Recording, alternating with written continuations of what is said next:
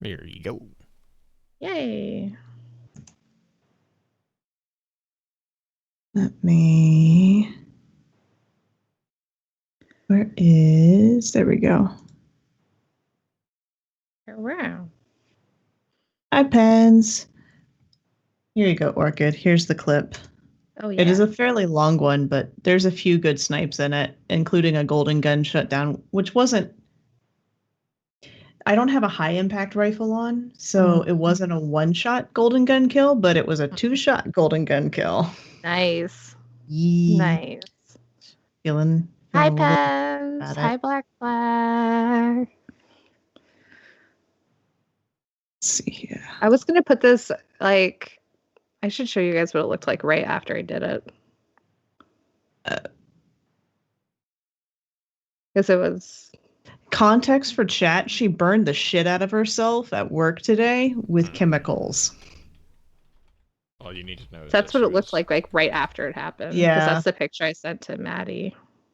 Yep, that's... He put a bunch of burn stuff on it, and it looked like jizz. Yep. I mean, it would. Creamy.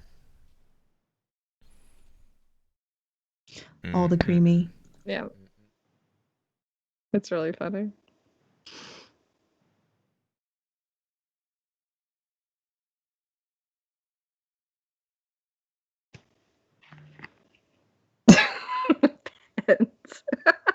Oh my Sorry, god. buddy. He's face dusking already, isn't he? You didn't even give him like 30 seconds in.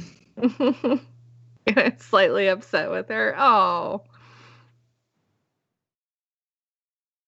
Why? What's going on? Sorry, I'm trying to get Twitter going Black too. Flag is slightly upset. Why are you upset, Black Flag?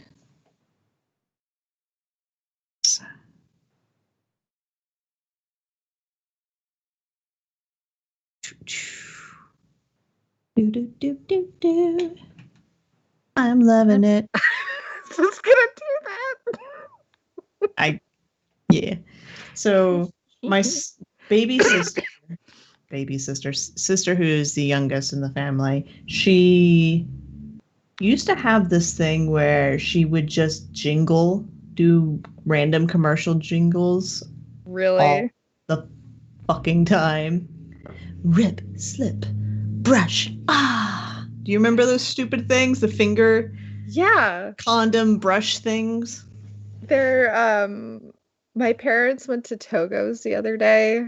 Mm-hmm. And it's like Togo's Eat Fresh or something or whatever it is. Yeah. And so my dad's like, yeah, we went to Togo's. And I'm like, Eat Fresh. And he's like, what? He's like, no, it's Togo's. And I'm like, Eat Fresh. It's like, what are you doing? I'm like, shut up. You know, actually, a real fun one that works with kids, if you're ever stuck like teaching kids or at a camp or something like that, if you do Red Robin Yum and you teach them to do the yum part, it'll get them to shut up. Really? Yeah. Oh. The M ends on a closed sound. Oh, that's true. So it gets them to stop talking afterwards and refocus. It was a refocusing tool we used when I was teaching. Green, did I gain some muscles on my tongue yet? What? Faru, I know what you're talking about, but that is the weirdest question. So I was recording Immolante today for DLA, which is one of the latest weblores, right? Mm-hmm. And I mentioned that the writers seem to be putting in a lot of uncommon words lately. Mm-hmm. And I was teasing. I was just like, they're trying to trip me up, but joke's on them. I mess up words like snowsuit, which I end up calling snowshoes 90% of the time when I read it. Oh, yes. But Vuru decided that he was going to hop in too. He's just like, I swear they're just trying to get I swear they're just trying to make our tongue stronger or something like that. I'd have to look it up again. But it's like, Vuru, I did not respond because of how lewd it was, but Guy liked it. Nice.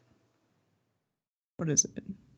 My personal Bungie lore theory is the narrative team wants our tongue to be ripped as fuck.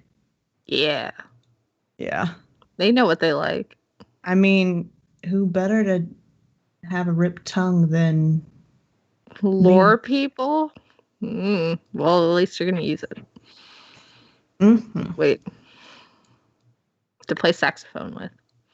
Yeah, actually. Mm-hmm. I need to get that back out. All that tonguing.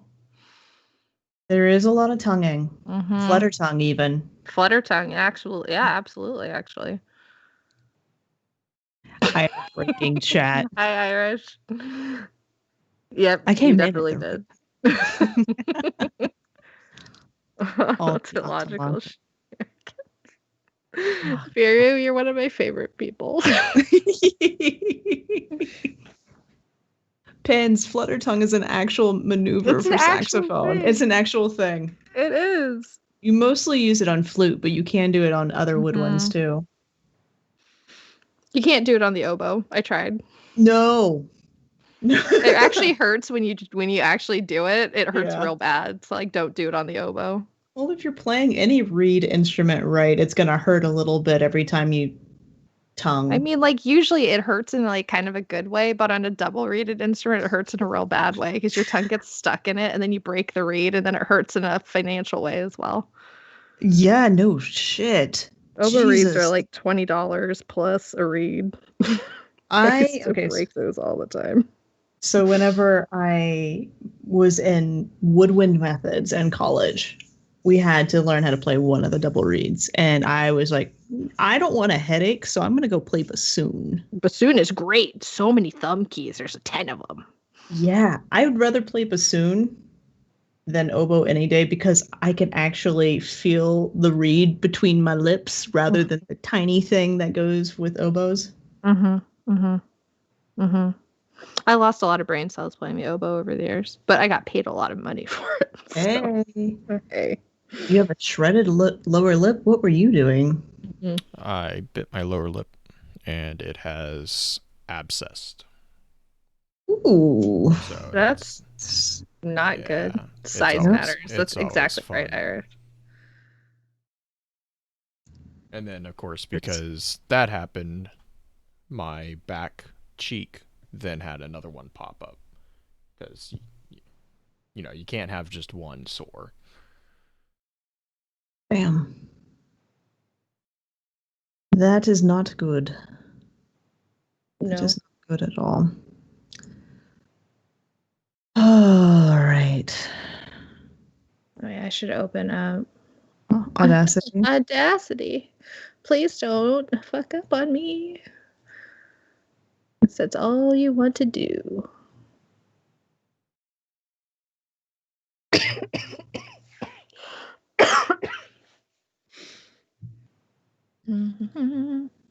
Guess what? Chicken butt. Guess why? Chicken thigh. I don't remember the rest of them. My brother used to do it all the time. Then or chicken hen. Chicken hen?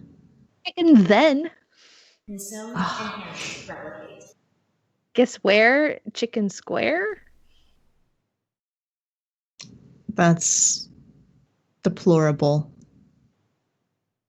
Guess Consume, who? enhance, replicate. Chicken poo? That's what I usually say. Yeah. So I love how when Pins gifts subs, it actually hurts him on the boss meter. Oh, does it really? It does, because Yeah. it counts as subs against him. But Oh, it's no. Pins. Thank you Pens. for the sub, Pins. Stop hurting yourself. Consume, enhance, replicate. Thanks for the gift, Stop, Pens. stop hitting yourself. Stop hitting yourself. Oh. Consume, enhance, What are the Black replicate. Friday deals on PlayStation? What are the Black Friday deals on Xbox? Yeah, I need to Microsoft look at has a those few too. decent ones, actually. Xbox.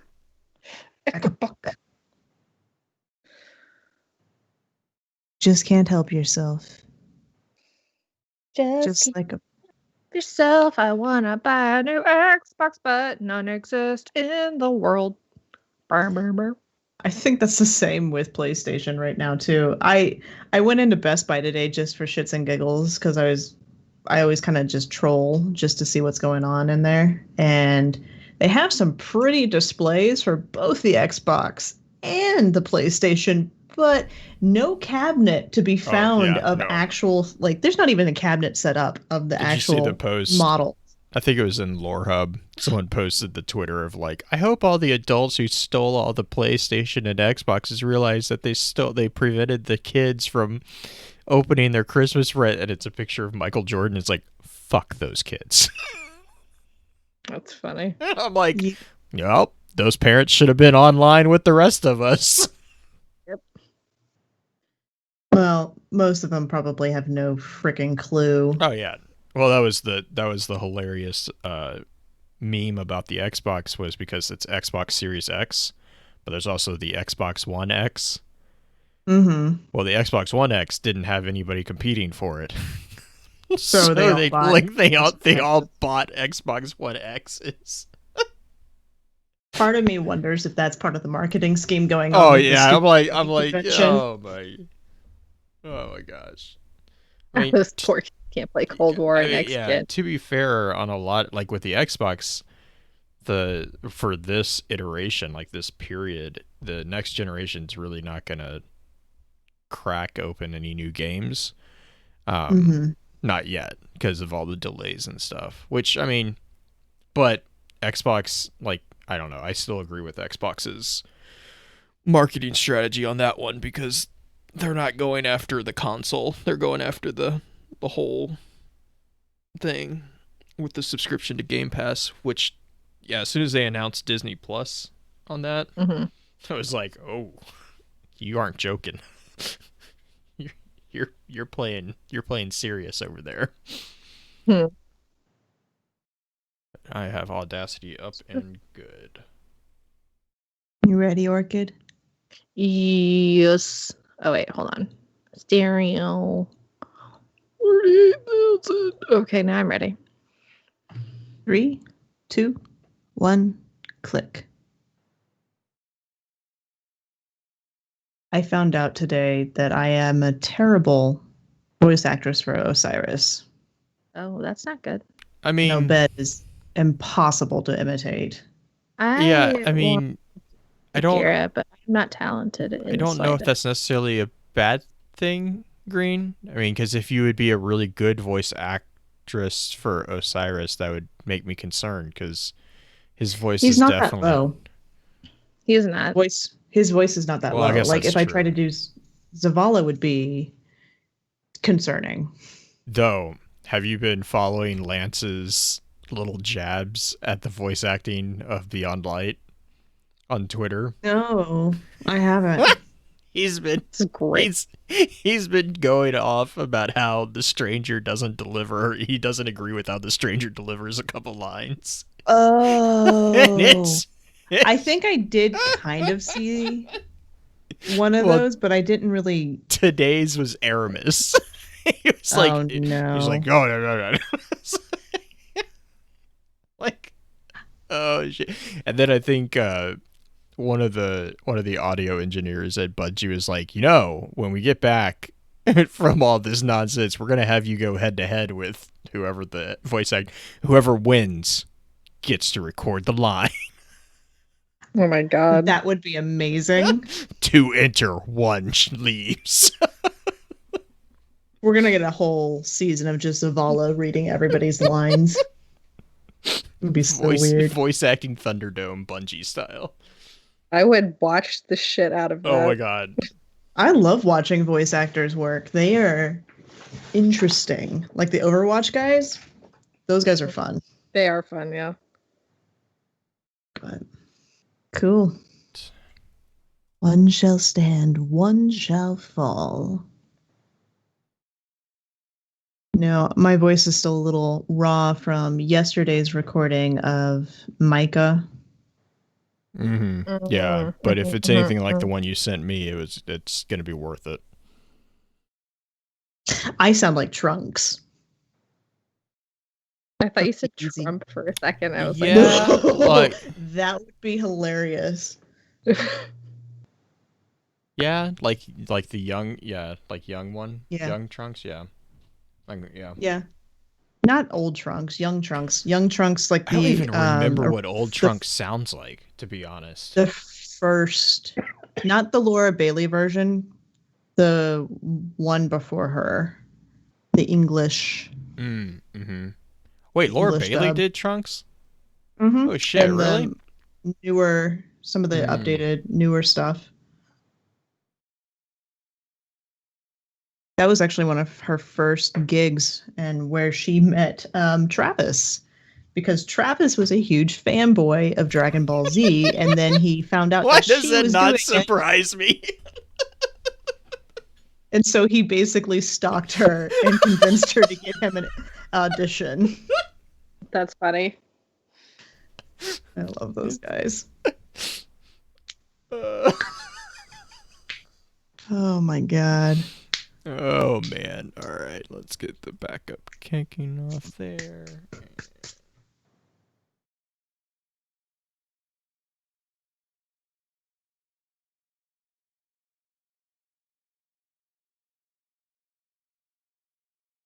Exo Stranger pretty much has Trunks' role.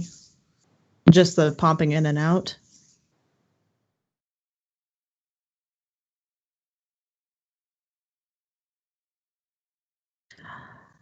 I just realized what this person did to get this PDF, and I'm very sad. So what?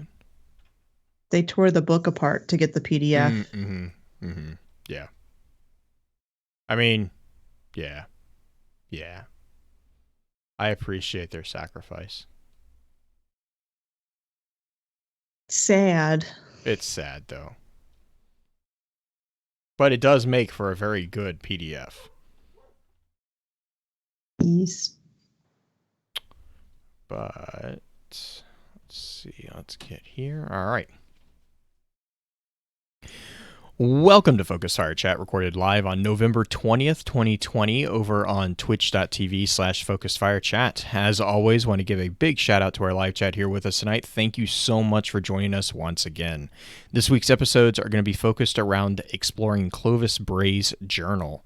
This particular episode will serve as what we have come to call the intro session of the week's exploration. Before we go any further, however, let's run through a quick introduction of who all we have with us on the show.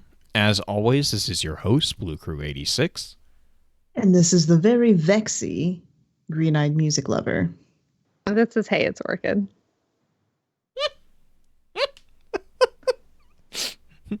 The resident otter mom. Yeah. The resident otter mom. Hey, it's Orchid. The resident I was just otter going to mom. go for normal, but you know. That's not allowed around here, don't you know that? You had to make it weird, Blue. Yeah, that's my job. Okay. Well, so real quick before we dive in, just a couple real quick announcements. Just want to give a general reminder to check out thelorenetwork.com. Let us know your thoughts and opinions on the weekly roundups. You can also subscribe to the website over there, and that will give you those weekly roundups. We do 2 a week. We do one for podcast on Wednesday, and then one for all the lore YouTube videos of all the members of the Lore Network on Fridays. And then also, as always, if you don't mind giving us a review and a quick rating over on iTunes, it would be greatly appreciated. Same with the Destiny Lore audio file, which is Green's project. She is chugging away over there, actually getting some more entries into that project set up. I think have you got them scheduled for the rest of the year at this point? Or No, I've got some that are prepped that could be, but I'm trying to get the new books done first. I have backups in case the new books don't get done. Completely. Well, and actually, that actually is the third announcement. This is going to be the last stream for 2020 for us, because we are going to take off of December as kind of our new tradition. Basically it's the gift that we give to ourselves of like, hey, you survived. And I think 2020 you definitely need that. So we will see you guys, like live stream, we will see you guys again in 2021. We might have a couple streams here and there depending on availability of everyone here. Don't worry though, for those on the podcast feed, I am building up, same thing, backup of logs. I think I have enough right now built up that we will be getting roughly half to a quarter of the way through December. We have about 5 more shows that I'm going to be doing behind the scenes, and then once we do that, we will be good. So you guys will still have content, even though you won't have the live streams for the rest of the year. With all that being said, for tonight's episodes, what we're planning on doing, we're going to break them into the intro, the advanced sessions, just like always. The intro session, we're going to actually focus on the new information that is given to us from Clovis Bray's journals concerning the Vex. We actually got quite a bit of information. The reason why we want to do this is because the second session is going to be focused around the Exos. That's going to be the big brunt of a lot of the revelations that happened in this journal, which shouldn't come to a surprise for anybody who's kind of paid attention to this entry into the story of Destiny. Just a quick reminder, we talked about the Clovis Bray family on the previous episode, and then the episode before that, we also just kind of talked about the general updates to the game. So that all being said, I'm going to, I think we could dive right into the kind of cocktail knowledge of what new information, I guess, did we get with the Vex. Green Orchid, do you want to jump into that one? I think one of the biggest revelations is what is it called? The star. I can't remember the name of it off the top of my head all of a sudden. It's like that Blunter, whatever it is. Volantris? Yeah, something like that. I don't have it in front of me because there's nothing in these show notes. They're blank. Mm-hmm. Yep. That's how fun my week's been. Yeah. But the Volantris is Dancing Vuru. I was right. Hey. Volantris is you want to call it a star. That's what Clovis Bray calls it at first, but it's kind of, but also not. It doesn't have the same life cycle as a normal star. Well, and to clarify, Volantis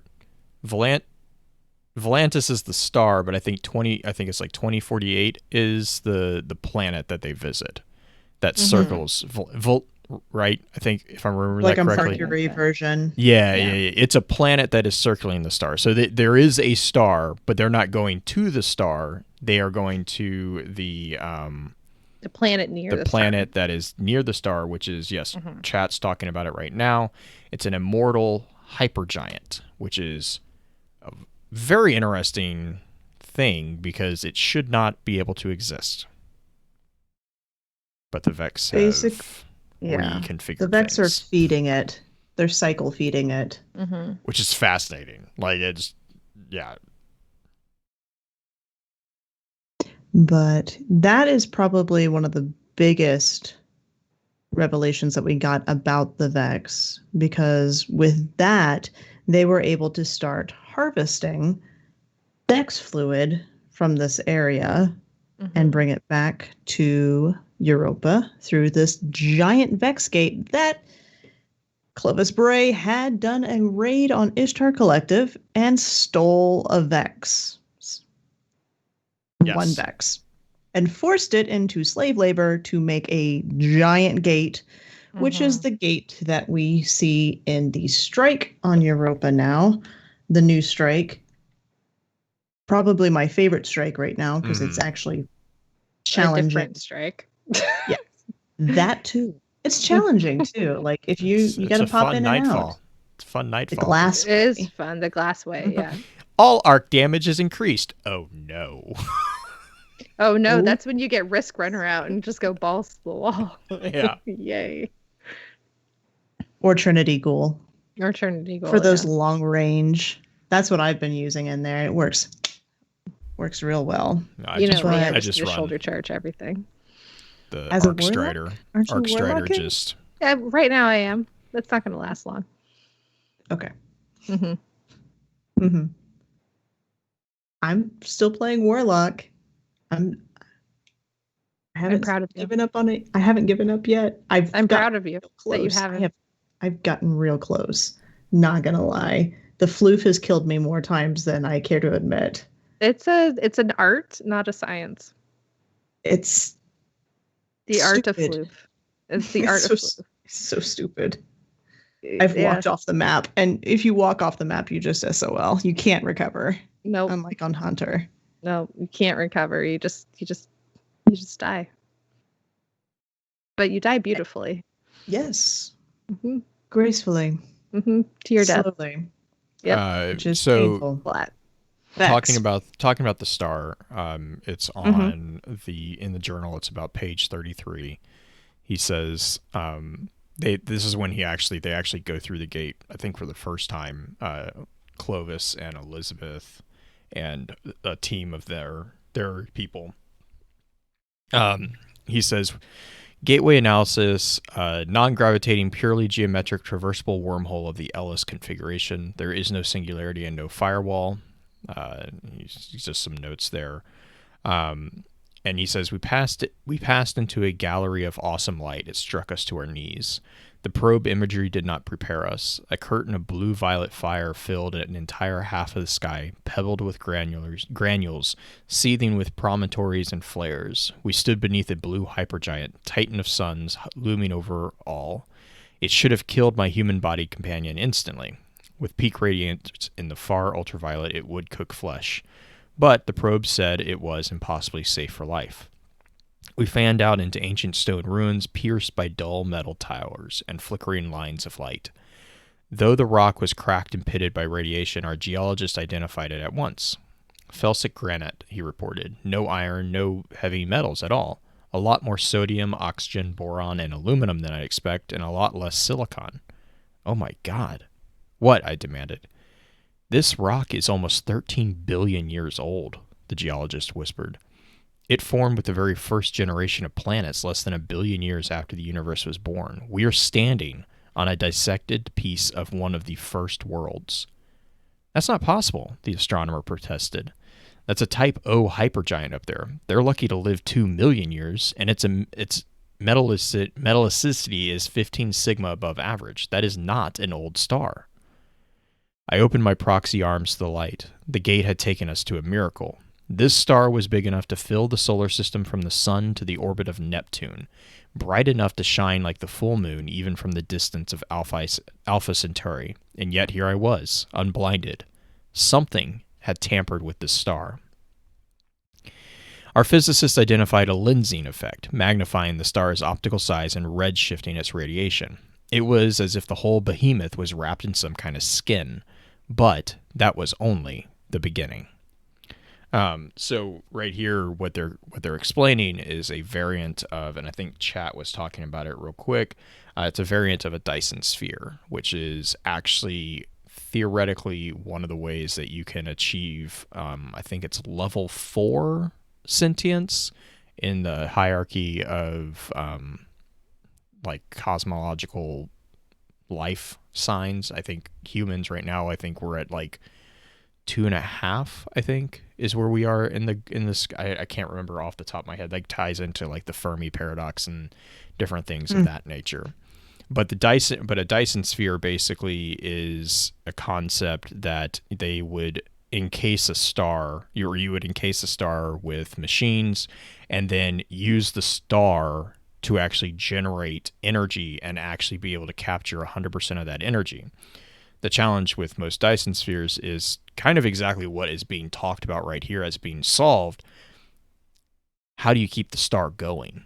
Like, all stars eventually will burn out, and that's what this is actually talking about. This lensing effect is actually, a way that the people or the existence of this planet have not only encased it, but actually are stoking it. He actually goes further and he says, our instruments identified glints of brighter light against the sunfire. They were orbiting mirror clusters, gathering the star's radiation and focusing it back, burning wounds into the photosphere. These solar stigmata hemorrhaged endless flares, geysers of energy and precious metals. Above these cutting mirrors, rings encircled the star like garrote wires. They were particle accelerators, generating blades of electromagnetic force that stabbed down into the star's skin, through photosphere and tachocline toward the core. They're stirring it, I realized, to pull the metals out of the core and send fresh hydrogen down to fuse. Is it possible they had? They had refueled the star. They were stoking it. Enormous portals dumped streams of hydrogen into the giant, replenishing its mass and fusion power. At this obscene size and brightness, this star should have gone supernova in less than 2 million years. It would take a single photon to crawl from the core to the surface. But with careful refueling, that supernova could be averted. This giant might have been here since the dawn of stellar time. Perhaps the star had begun as some metal-poor population 2 dwarf, surrounded by meager rocky planets, but the inhabitants of one of those planets had found a way to pump their sun full of hydrogen, supercharging it, pushing it to the edge of stability, all in the name of making metal. In the early universe, elements heavier than helium were unthinkably rare, so these firstborn aliens built a forge, a fusion smelter for the atoms they needed. We turned outwards, hoping to locate pulsars in the sky and thereby fix our position, but the stars were blotted out by a swarm of bronze disk. They were satellites, a shell of artificial worlds hovering on the star's radiation. Years ago, I had proposed tearing apart Mercury to form a shell like this, and here I found my ambition achieved 1,000-fold. Question on this one. Do we think that's what they were trying to do with our Mercury, at least in part? That is the one world that they have gotten pretty far in the terraforming. It's either that, like, they could be, like, I mean, there's a couple different directions I could see this going. Like, either they've been kicked out, you know, they can't return to this world or for whatever reason, and they're trying to recreate that world in our system, and that's what they're trying to do, is they're just terraforming things and transitioning things, or they're mining it for material. The interesting thing that comes up right after what you read is the fact that Clarity has no presence there. Mm-hmm. Yeah, and I mean, again, I'm still curious what you guys think Clarity is. What's your guys' Clarity has been kind of described as quote unquote the darkness, but I think it's been kind of like a distilled form of like radiolarian fluid that's been kind of passed through the darkness. Does that make sense? Well, no, that's what the alkahest is. Yeah, that's the you alkahest. can find Clarity with the Vex. Yeah, that's what's in the pipes is the radiolarian fluid. He runs it and exposes it to the radiation of Clarity, and then the resulting. Clarity's not. So Clarity is separate from the Vex. The thing that I don't think bothers. It is, though. I don't know why it has to be separate. Sorry. No, it's fine. We actually have very, very little information on Clarity, so it's just as viable to think that it could be somewhat Vex related as well. The idea of Clarity, though, comes initially from K1 with the Moon expedition and the anomaly. And the anomaly, we know, was found within the Moon in in the K1 site. Then moved to the Anomaly Crucible map. And it was through the anomaly that Clovis Bray figured out, hey, I'm getting these weird visions, and I don't know. That's in the Revelations lore book that you can watch the mental degradation of that entire team. Oh my God. That one I'm actually that book. Seriously debating recording both of these books, both of the collector's edition books that have been out. I love They're that real book. dark, though. It's so good. Dark. It's so good. But we had a lot of fun doing it.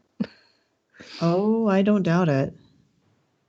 But with Clarity, he gets the idea for Clarity or from Clarity through the anomaly, then goes to Europa and meets Clarity there. Meats, yeah. Like, there's Which, yeah. no, continue. Sorry, I have like so many. My brain goes in so many different directions with that because what it Right. really, what clarity, like just personally, when I'm reading about clarity, what I get is the sense of, I don't know if you ever read Childhood's End by Arthur C. Clarke, but it's No. very similar to that. It's very like this. The feeling that I get is very similar. It's advanced intelligence that's like, hey, we're gonna help you, but Right. it's not. They're not malevolent, but they're not necessarily helping. You know, like Right. they're making things better, like in a way. They're ending strife, they're ending all these diseases and stuff. Very similar to what the Traveler did, but like with Childhood's End, it's like it kind of toes into that whole thing of like, to less advanced species, technology is magic. Like that's kind of the whole Right. thing there. Um, The thing with clarity, though, is that if clarity is something that he had to travel to Europa for, it is something that we haven't seen before, most likely. Because we've seen one of those statues, because that was my first thought, was the statue, the veiled character on the moon that we visited in Right. the pyramid. That was my very first thought. Mm-hmm. Nothing to back that up. That was just something that popped in my head. But if it's the statue, there's already one on the moon, so he wouldn't need to travel to Exactly. Europa. I think the statue So was a totemization of clarity. mhm. Real quick, before, I know I haven't seen chat talk about this just yet. So I was calling it a Dyson sphere. There's actually different types of Dyson spheres. The way that they're describing this particular one, I just did want to call this one out. It is very much more like a Dyson, what's called a Dyson swarm or a Dyson bubble. So like normally when you talk about Dyson spheres, a lot of people have the idea of like that solid shell. That's a Dyson shell. That is actually a thing. But a Dyson bubble and a Dyson swarm are variants of the Dyson concept that are actually much more pragmatic in a way. They form a biosphere instead of like a solid shell, which means that they're actually able to flex with the gravity of the sun or the star. And that's where, when he calls out the destruction of Mercury, that is actually a theory and a proposition that we've had in our own world. Like that has actually been discussed to use the elements that we have available on Mercury to allow us to construct Dyson, basically the mirror clusters that he's talking about. We would mine Mercury to construct a field or a sphere of those. That is an actual theory. There's a couple really interesting concepts on how to do pretty much what they're doing with the sun here to our own sun. Orga, do you have any ideas what clarity is? Mm,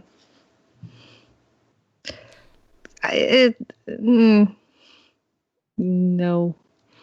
Yeah. There's Real not a quick. whole lot to pull from. No, it's a dumb idea. Veru is saying in chat that it's like the red lighting. He's thinking that it's the red lighting energy that was raining down from the pyramids, or the phantasmal energy, because the red coloration. Because then you have a connection of the effects of clarity is as being one of the reasons why other Vex are viewed hostile towards the Soul Divisive in the Black Garden. Mm-hmm. Because you could have, that's how you could have the segregation of the Vex within the same, or with arguably the same network. Because also the pyramid on the moon is dormant. The pyramid on the moon is dormant. It wouldn't have any of that energy spewing out. It does a little bit now, but we started waking it up, but yeah. Huh. And yeah, and the reason why that would cause, so the argument there is the reason why that would cause the aggression is that other Vex would identify them as corrupt, and so they are trying to expose the threat from the whole. Like, it's that hive mind mentality, which actually is another thing that he gets into within the journal, is how like we actually get a kind of really interesting look at potentially the Vex psychology. I actually really kind of found that interesting. Can I also make a call out here for a fight that I had on Twitter? Oh yeah. M. Sundaresh. Yeah, actually, before we go to three, can we take an ad break before we go into that one? Let's do it. Because I was gonna make a comment about that too. All right, so this whole thing with M. Sundaresh, first off, it jacks up the timeline, but there's a reason for it, and I love how they did this. I love how they did this in there. But Green, what was the fight that you had? So I may have wanted to poke specifically at Anon Pig because he has had this lore crush on Maya Sundaresh for years. He was convinced until this release that it was the Exo Stranger was Maya Sundaresh. Like, no. Yeah, he's had that. There's been, up until this release, honestly, it has been viable. It has been. It really has been. But he's been like the biggest champion of it's Maya, right? So I was like, I'm gonna pick a fight. Maya is a traitor. Because Maya is here when they first go to this Vex superstar engineering wonder of this blue star that they go and get all the Vex milk from. Mm-hmm. We find out in the latter part of the book. I was like, that I wanted to throw in but is she? Yeah. So in the latter part of the book, we get this explanation of Maya's presence of no one knows where she came from. Clovis Bray doesn't remember hiring her. Doesn't remember seeing any of her records, which in a prior entry, he talks about how she scraped, cleaned her record or whatever. But if there was no record to begin with, did she actually clean it? It's very, very beautiful mind. Just a bit. Literally, it makes me wonder, did anyone other than Clovis, it doesn't seem like was even able to perceive Maya. Elsie doesn't remember her. Well, Elsie doesn't. I think she's like standing in the room with Elsie, and Elsie's like, "Who are you talking?" Like, basically, it is very. Oh gosh, I think it's beautiful. I think because Maya Sundaresh was already in the Vex network at that point, and so it was just the Vex putting it in his brain. Oh yes, but that was the whole thing was because that wasn't revealed until we got the deleted pages or the torn out pages. Didn't we already just assume that? No, because that was the whole thing. Up until those pages were that up until those things, just assumed that she was there. No, sorry. Up until those pages. Okay, first off, I go on what's actually in the text. I try make a lot of assumptions, which is fine. You're gonna kill Green, but that's fine. Switch and I think water. I can't remember if it was deliberately. I think it was not specifically called out until the deleted pages. But the problem that this caused was, while it did clarify a lot of the timeline, it also, with Maya's presence, completely borked it, because we have records of Maya being elsewhere. And so trying to rectify or trying to reconcile Maya, because was it 40 years? Maya was somewhere for 40 years or something, and it's like, what is she doing? Well, we know she's on Mars up until a certain point. No, not Mars, Venus. Then she disappears for 40 years and then shows back up in India.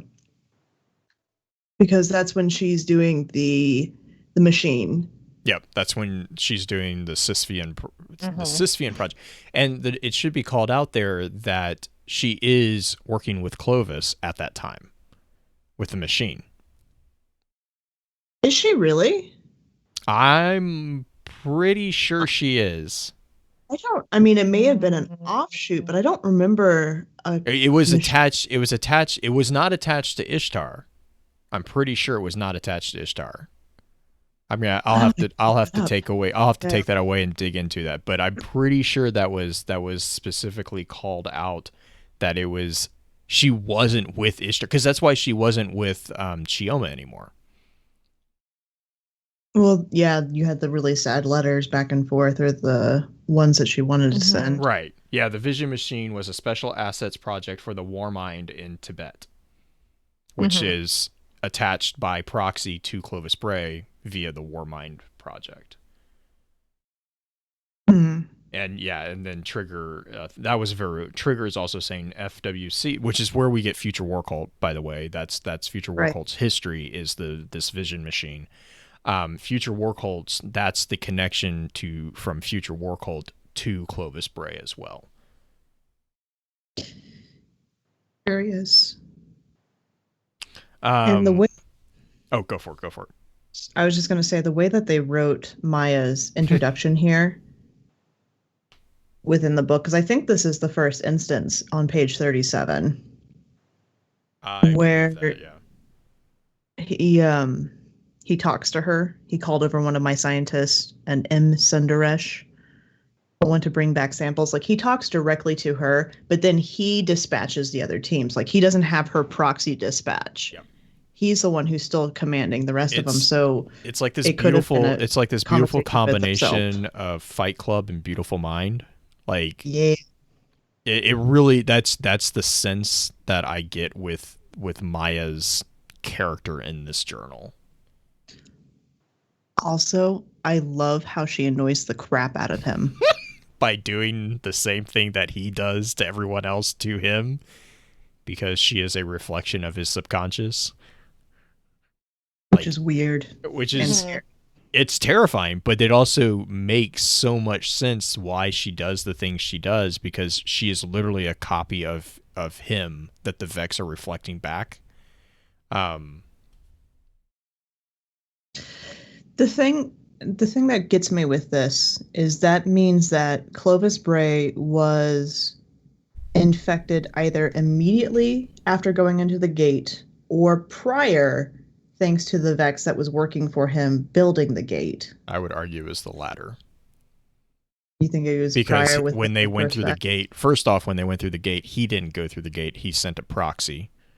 Well, he sent one of his. Right. I don't think any. I don't. Yeah. I don't think any.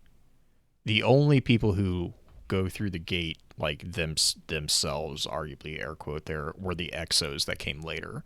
Everyone else was using the proxy, I think, what was it? The proxy protocol, I think is what they refer to it as, that Ishtar set into place.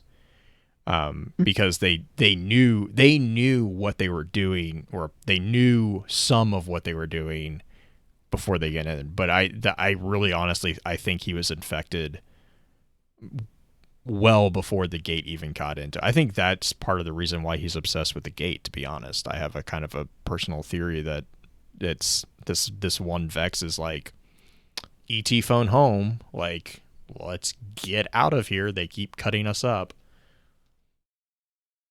And and Trigger's calling out, that's because, remember, even just touching the Vex metal causes hallucinations, because the Vex, the Radiolarians are kind of infused with everything.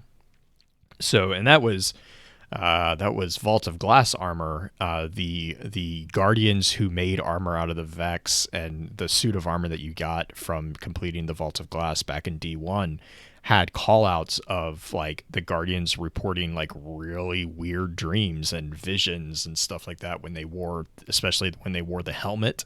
They had repeated reports of visions.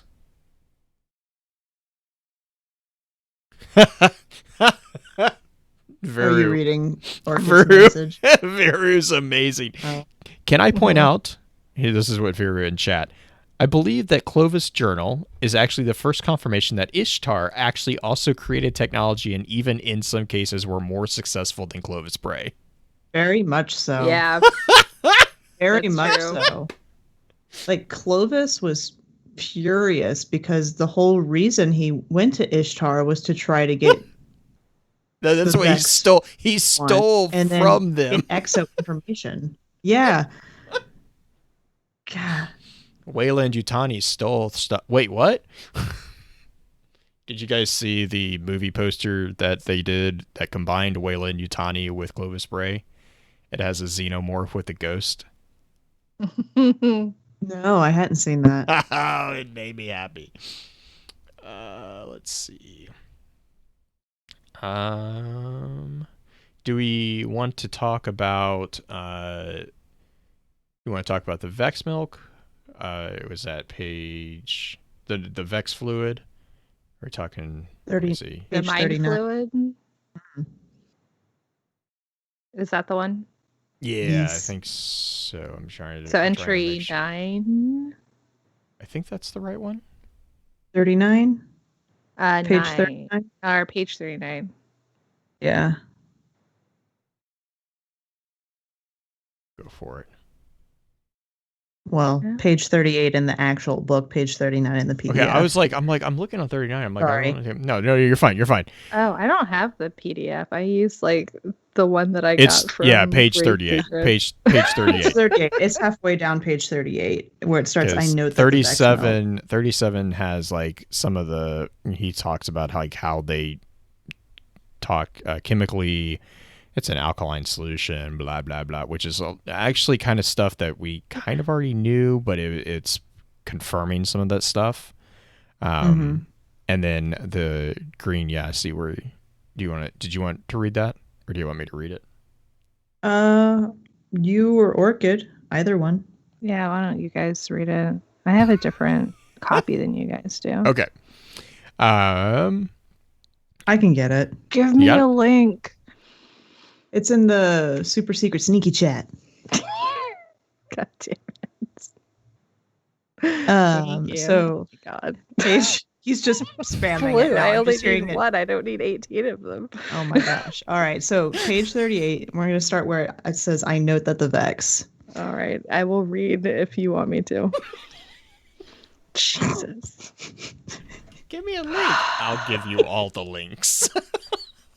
How I'm many did you put in there now? 5. 1, 2. 5. I can keep going.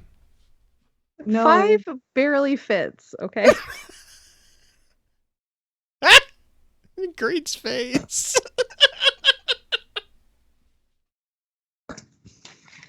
Is phrasing still a thing? Sorry. Actually, real Wait, quick give me before we Versi. jump into the Vex milk conversation, let's take another ad break just to recenter. Sorry. No, you're not. Nope. Nope. Okay, so Vex milk, as they call it. I note that the Vex milk from there. Yes. The entire paragraph. It's a really long paragraph. Yes, please. I note that the Vex milk, while computationally powerful, seems to avoid semiosis. That is, it prefers to mimic the actual dynamics of phenomena rather than assigning a symbol. This a fundamental difference between Vex cognition and our own. We encode inputs as symbols, manipulate the symbols according to some set of logical rules, and produce output. The Vex are more direct. Burn them and they will extinguish the fire, not because they possess a symbiotic knowledge of fire and its properties, but because their structure is so suited to adaptation and survival that the heat of the fire directly becomes the response required to snuff it out. Rather than encoding symbols, they generate self-sustaining and self-correcting patterns, which, like the suspension of a bridge flexing under strain, can accept destructive input and produce reparatory output. Words are hard. Mm-hmm. What's interesting about the Vex being able to do that, the way that they don't have the clutter that we do when we are speaking or processing things, because we process things through steps symbolically, right? A lot of imagery pops into your head, which gets tied into letters, gets tied into words. All of that's a process that gets assigned over time. But the Vex skip all of that, which is kind of cool. And they think and this is actually really cool. They think in what's referred to as memes, and a lot of people, when you say the word meme, they think, oh, it's the cute little blah blah blah. A meme is actually it's an actual psychological concept, and because they process things in memes. I mean, Twitter is slowly turning into the Vex, guys. It Instagram, is. It really is. So what Sorry, a meme. I'm just thinking of like the freaking chickens with their like legs. And it's just like Vex memes. Vexy legs. It's just like sexy harpies with legs all day. Yeah, Yes, the Vexy harpies. What was it? The Vexy long legs. Yeah. But okay, so a meme is a unit of cultural information, such as a concept, belief, or practice that spreads from person to person in a way analogous with I can't talk, to the transmission of genes. So like, it's actually short for meme, which is a concept of basically exactly what this is. It's a communication process that spreads infectiously, but it doesn't use Green, what you were talking about. It doesn't use that translation within your brain that when we use words, you translate it. Different people have different accents. Different people have different meanings of words. Like the whole thing of like, do you say Coke? Do you say pop? Do you say soda? All those things. A meme kind of transcends that, and it allows a communication in a much quicker way. So when you see them talking about like when he goes on, when we're affected by Vex memes, as the Ishtar data warns against, I suspect that we are simply experiencing Vex patterns jumping from one substrate to another, recruiting our own brains and bodies as a media for their spread. And he goes on to say that it's not hostility. It is simply their way of interacting with the universe. We recognize it as hostility because it's overriding us. But the other aspect that they talk about in the paragraph that Orchid read is the fact that they view everything as a reparatory, like they're constantly repairing things, and to them, we are broken. Yep. So they're seeking a balance. It's spreading. It's going back to the theory that the Vex were involved with the flower game.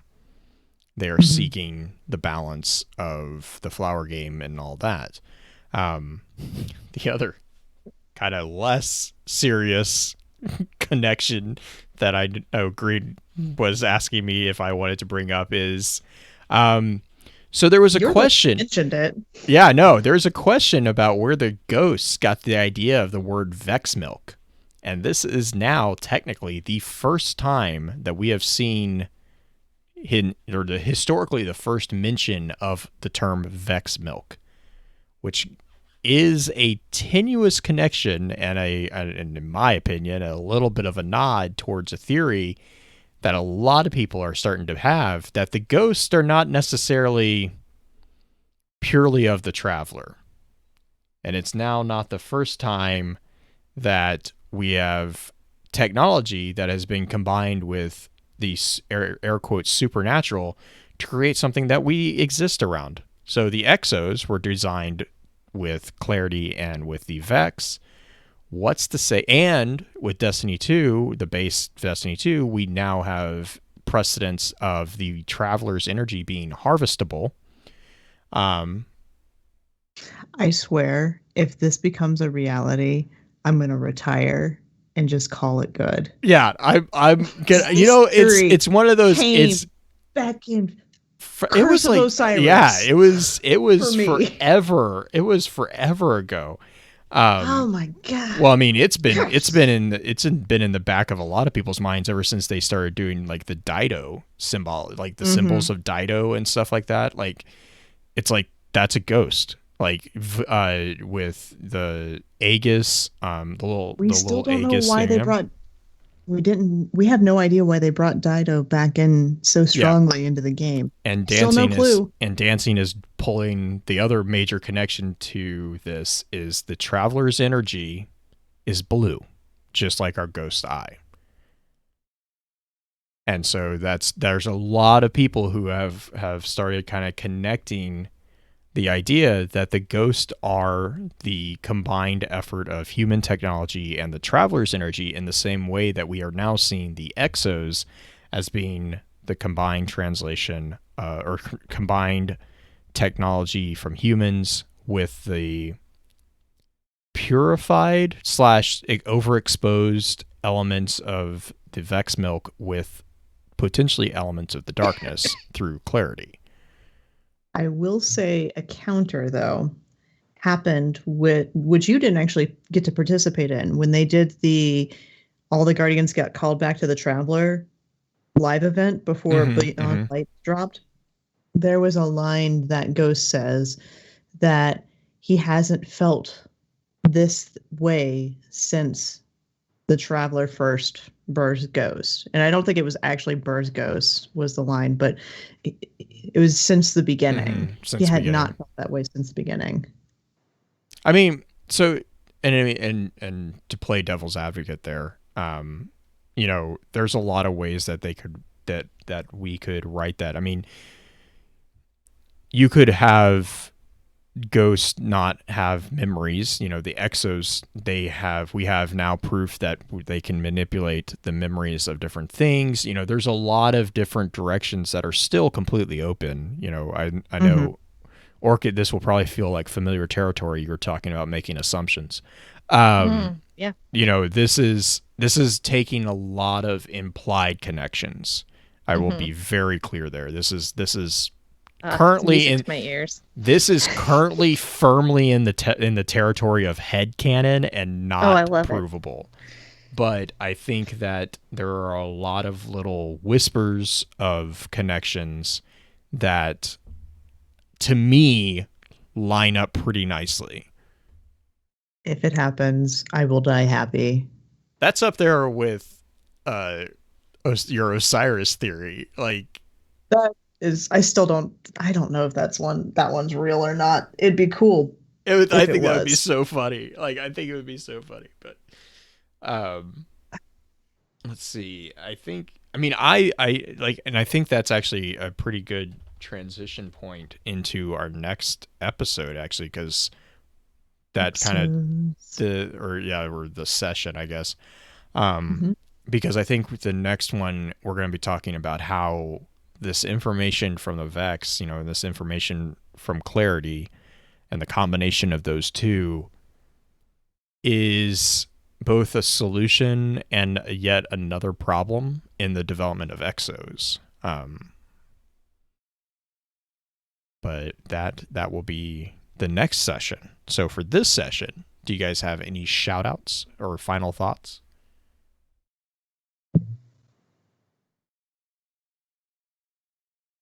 Orchid?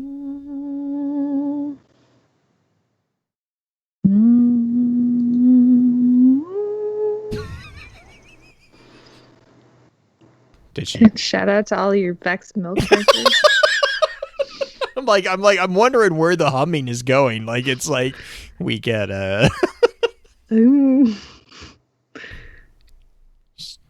Okay, Green, what about you? I don't know how to follow that up, but shout out to all of the voice actor volunteers for Destiny Lore Audiophile. I've actually had a influx of people wanting to help with it, which is awesome. And if you are somebody who has always been curious about doing voice acting or have just thought about contributing to the Destiny community in any way, shape, or form, if you want to read one of the lore books or even a few cards, I'm more than happy to put that out for Destiny Lore Audiophile. It is a community-driven show after all. So big thank you for the voice actors who are already working with me and for the possible future ones that'll be coming out. So that's my shout out. My big shout out to live chat for sticking with us for the past year. This has been a very trying year, and since this is one of the penumbral or penumbrate episode The last stream. episode. Well, yeah, it would be technically last stream, but it's like what we're doing next session. But anyways, you know what I mean. Just a big thank you for spending your year with us. I know because you guys are all locked down in houses, there's not much else you can do. So, yay, cabin fever. Shout out to St. Jude for the COVID Yeah, study. I just saw that. That is awesome. Thank you, chat, for correcting me on my terminology. That's what I have you. That's what I keep you around here for. But also, just again, a quick reminder: be sure to check out thelorenetwork.com to make sure that I'm doing things correctly there too, because you guys are really good at Peninsula. Thank you, dancing. That's not the word I was going for. And as always, be sure to leave us a review and comment over on iTunes. And then as I've gotten into the habit of saying, thank you for your time. And until next time, remember, with wisdom we conquer, stand strong, stand tall, and keep exploring. Peninsula. Penultimate. Penicillin. Penguins. Penguin. Penguins. Penguins. Pangolins. Pangolins. Cumberbatch say it? Penguin. Penguin. Penguin. Penn's Halo. Pence, yes. He went to bed. Yep. He went sleepy time. No, I was struggling with the word snowsuit. I almost said snowsuit. Snow. I love how she's struggling with it even now. I hate that word. I don't know why. Like, I've looked up a lot of weird words that they put in here, but snowsuit is the one that fucks me up the most. Snowsuit. I have to really focus, guys. Snooze, oot. 223. Snooze, oot. Ignoring you now, Orchid. Snow suitable. Oh my god. Knowable. Snooze out. Oh no, my webcam's falling. Hang on. Here, I'm gonna pull up the card because not only am I trying to do this accent for this kid, like do this voice acting like a 10-year-old boy, but I'm reading this and I can't say the word snowsuit with my normal voice. Death by snoo.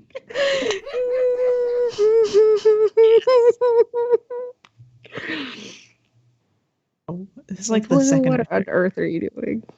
He's fixing his webcam because we've been looking at the top of his head the entire episode. I thought that was by design. I mean, why not? I've just been watching the stream so I can get there it some goes sort of again. it. Man, that camera does not want to stay. Let's see here.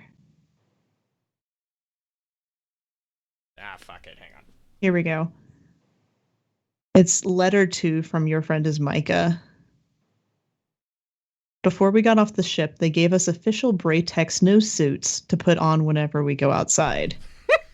First time I read it, snowshoes. I'm gonna say snooze every single Snooze, time snooze. I do it. When we do it now. Before we got off the ship, they gave us official Bray Tech snowsuits. He gave got us it Bray now. You got it. You got it. You just got it. I got it now. I got it now, guys. You got Man, those are got some official really great Bray nostrils, Tech Blue. snoo shoes, snoo shout. Ah! You know, I am fully convinced that some guys actually grow beards so they don't have to trim their nose hairs. They just kind of merge into the mustache I will portion tell of the you, however, I can see that argument, but it's annoying as shit. nose hairs. I Yeah. agree. I'm going to go to the restroom real quick and I'll be right back. I'm going to try to fix this webcam again. Oh, this webcam. Bray Tech snooze. Bray Tech snoo. The snooze are super chunky and hard to walk in, but Papa says there's an extra thick lining on the inside to protect against the bad ions bouncing down from the And it space takes nearby. excess Well, amount, it's but we annoying. can die. Death by snoo. That's right, snoo. Papa says that's a bad thing. Seeing Papa again made me so happy I almost cried.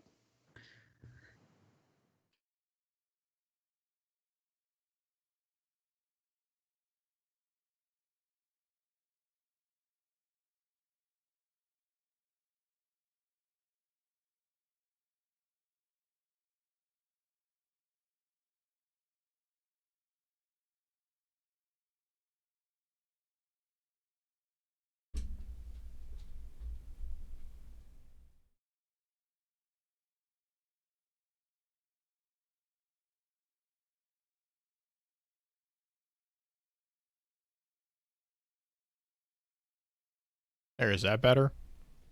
Mm-hmm. Yes. I was looking at something and I look up and the camera's like, I was like, God damn it, the thing keeps like, I've tried to tape it down because it's sitting like the screen that it sits on, it's too thin for the base of this camera. And so it keeps like sliding back. It's like, I'm just watching this thing slowly go, ah. It's like, all right, well, fine, fuck it. Did Green, you guys missed our reading of the snoo? the snoo? Mhm. Did you read letter 2?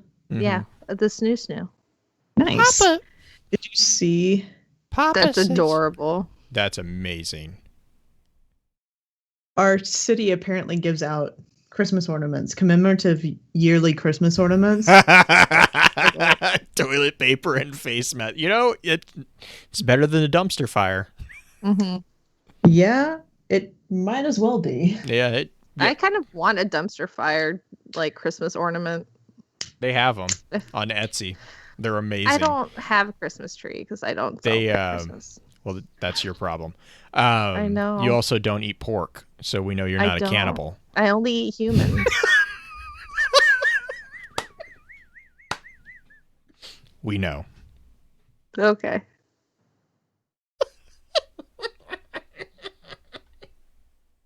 Green, Green's you're trying so post, hard. you're posting. Laura, I make carnitas and I can't eat it. You're welcome. I did have carnita tacos tonight, so take That's that the as best. you will. That's like Okay, I really have to preface that statement with it took me like 4 days from making those statements when we recorded last week or 2 weeks. Was it last week last that week. we recorded? Yeah. Yeah. To when when you and Blue pointed that out to me. What was it, Tuesday? You did get that Didn't while we were even recording. Fucking occur to me until Oh my god, Orchid! I was making the joke it was like during the episode. days later yeah. is when that occurred to me. It's Yeah. it's the she's at work and light bulb. Bing. Wait a second. And seriously, like How is it that we out-dirtied you? You out-dirtied the shit out of me. I have no idea, but It's my job. Yeah, we did. I surprise know you. what I surprise happened. people all the time with that nonsense. you just Oh my goodness. you outlooted me. Yeah. I think it's hilarious when people are like, blah, blah, blah. And I'm like, bop. And they're like, wait, what? What did you say? I'm like, just because I'm filtered on a podcast doesn't mean I'm filtered. Like, it does. This is true. I learned many things. I can't open my DMs from you. Yeah, that's Ever. right. Mission That's accomplished. Has that stopped for you? Because since you've joined the podcast, the sharing of the lewd memes and the lewd images have stopped. I can restart them. Don't worry. So what I'm hearing is green needs the Miss some the of the drip anime feed. chicks. I'm sorry. I missed some. Green needs the drip feed turned back on is what I'm hearing. I just need more of my Poor choice. waifu, Lisa, from Genshin. Oh, I need to go see if they did any more. Yeah. Tosses phrasing out the fucking window. Phrasing I still doesn't had work. that picture of I had that you sent me Lisa Mm-hmm. that I had as my Lisa- wallpaper on my phone for Oh, like that's a good month. one too. Oh man. It was really nice, almost questionable lewd, and I just had it as my lock screen. Did you watch the wallpaper, so video that people, I sent you? Wouldn't even touch my phone. The They'd scientific be like, video? "Oh, no." Did you watch the scientific video that I sent you? Did you send me a science video? Oh my god, you didn't watch the science video? Super sneaky. Did you send I'll it to put me it. today? I will just put it in the super sneaky. Did you put? Oh fuck. Okay. Which is better. Oh, this one. No, I didn't watch What's really funny is No, I it was super actually sick yesterday and I slept a actually lot, and I'm dives better. into the scientific, the actual psychological reasoning of why that is an accurate statement. And it's really well done, actually. Okay. Okay. I'll watch it after we're done recording. Or I can watch it now. I mean, whatever. Interesting. Yeah, Black Flag. Yeah, don't phrasing doesn't exist anymore. Nope, not here. Mm-mm. How Volantis. Volantis was, as far as I can tell, Volantis was their name for it. They Oh, I like that shell. What shell is that? Alkian Pull it shell. up. I'm trying to find it and it pulls up a bunch of rings. Destiny 2. Nope, It's the just one that is the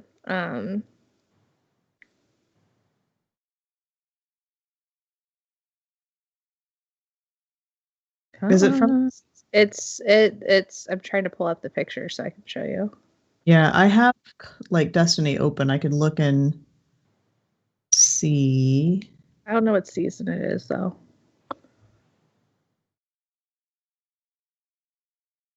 I imagine it's this one, wouldn't it be? Equipment. Go shells. Oh, it's a computer. Mm-hmm. Is that the new one that came out? Where it's like It the stupid yeah. one that I hate it. Mm-hmm. Well, no, it looks like God, what is that freaking old computer called? God damn it. Tandy. I don't remember. I don't know. Inspector Guardian. What do I think of the Oh show? no, I that's think a different one. That's a different one than the one I'm thinking of. I still hate it though. This one looks like a tube TV. Yeah, the new one for they have another one that is that same concept, but it doesn't have the ghost ball in it. It's literally just the computer shell, and it's like I can't stand that. The hover drift shell doesn't even have an eye.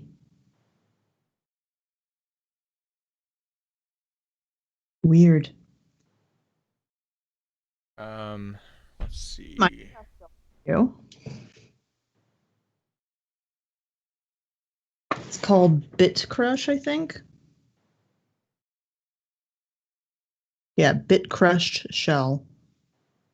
Candy Season- Crush.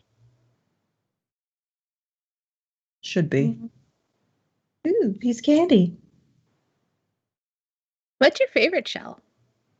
My favorite shell? Yeah. It's actually the cosmic shell. Cole got me do you remember? Oh God, I can't think of her name. She does the color pencil drawings of Ghost. Super. Mm. On Etsy? I think she has an Etsy store. I'm pretty sure she has her own store. I can pull it off the wall real quick though.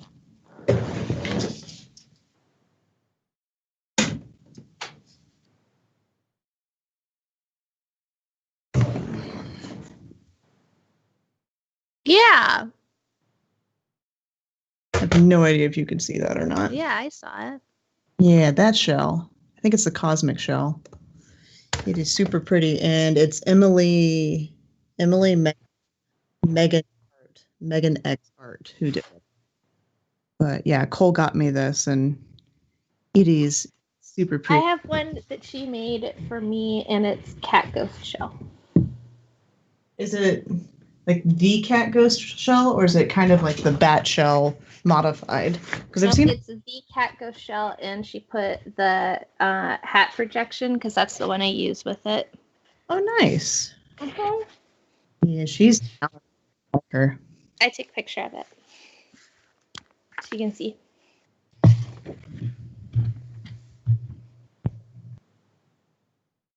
Yeah, Oof. they don't call out the name source of it, but the first entry that I'm finding it mentioned is entry 9.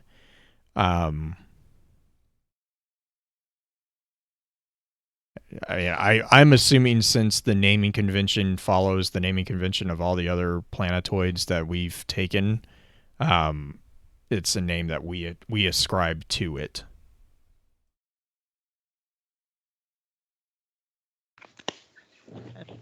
Cute. Jay, what's your favorite shell? Um,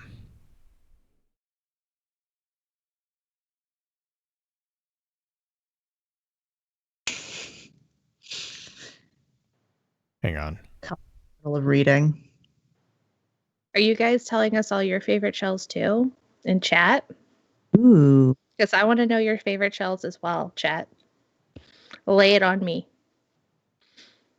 Armory Forge shell, that's a great shell. I don't know if I have a shell. Pizza Train's Minecraft shell. That's a new one, right? Yeah. Yeah. It's the Bit Crushed shell. Mm-hmm.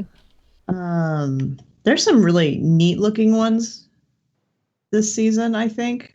They definitely the convention of what shells are, but like the Awoken shell or the Wakened shell, that's the Traveler shell. I know quite a few people have that one on. That's from season 11. Mm-hmm.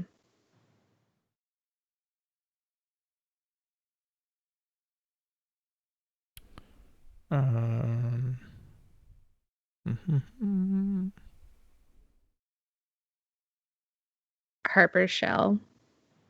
Is that Sunshot shell. I love that shell. The Sunshot shell is great. It's so pretty. you could grab them and bludgeon somebody with them? What's I the know. one? What's the one Plasma that's shell is pretty too. What's the one that's the rulers? The ones that are taped The together. Almighty- the the Almighty Almighty? shell. Yeah, that one Yeah. cracks me up every time. I My love that my one. favorite That one one is makes my me favorite one laugh. is the ladylike shell. Oh, that one's really cute. Bug. Yeah, simply because it's the most freaking practical one of them all. It's like the lowest profiled ghost shell out there. Every single one of the other ones is like shiny target. I'm like, let's not. Actually You have use the ladybug one? Huh? The ladylike shell, isn't that the ladybug one? Yeah, that's the ladybug one. I have a counter to that one. There are some other lower profile ones. Are there? Arc shell from that same season, season 6. just a ball. Which one is it? Is it The an arc exotic? shell.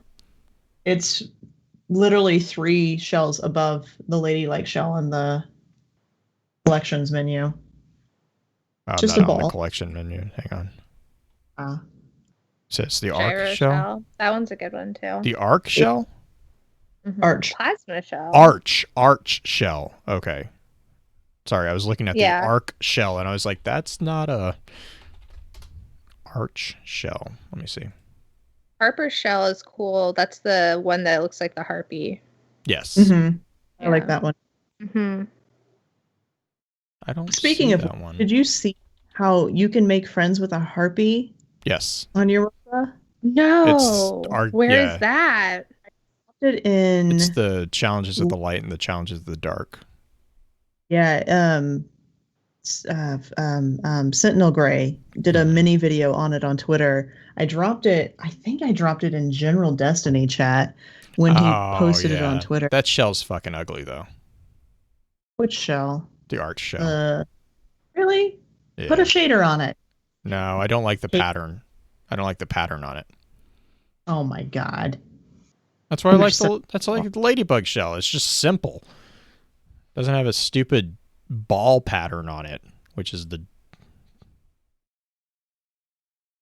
little sunbeam thing that it's trying to do. Not a fan.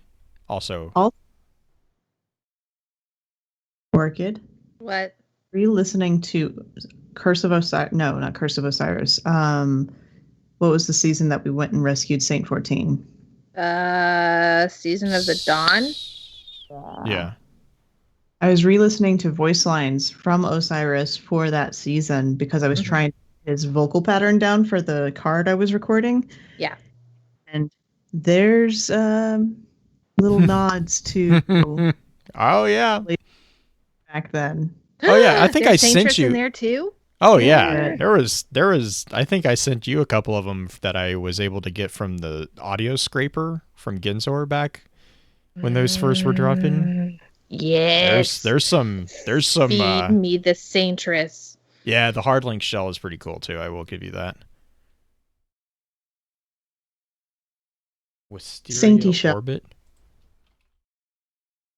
Hardlink shell is neat. That's the Siva one, right? Yeah. Well, it's kind of. It's Siva / Warmind ish. Wisteria shell. Which one's that one? The Wisteria Orbit. Yeah, that one is. That's interesting. It's like 3/4 of a ghost shell. You know what shell I have on right now? Huh. Made my character shell. Clovis 241. Nice. The hard light shell is interesting. Mm-hmm. The hard light shell is cool. I like that one. I love the Knight's Peace shell. It's a shell I used for the longest time. Which one? Which was the shell that you got from Trials of the Nine for going flawless. Nice. And I just like the look of it. Yeah. So I just use that one forever. What are you giggling at? What's more insensitive, Sagira's shell in front of Osiris or Siva's shell in front of Saladin? Now, if they had a Yolder shell, Oh, God. that would be more insensitive in front of Saladin. Oh, jeez. Oh Damn. shit! Is that I've seen a is that a people put 3D on printed their one? shell. Oh, that is so cool. You do not need another ghost shell, Jay. Oh, I know. I'm not a fan of this particular ghost shell, but still, it's fucking well done. Aw, that is. Oh, that's really cute. This I'm thing. gonna have to get cat ghost. I saw a cat ghost shell with a light up eye on Etsy, and I really want to get it. Yeah, there's a lot of fun with. There's some really cool fan made ones that they have. Yeah, it's a 3D printed one with a glowy eyeball. The gilded shell is a pretty cool one. I like That one how is really pretty. That one's up for. I think that one's back up for grabs now with the gaming Gamers for Good or whatever. Oh, yeah. Mm-hmm.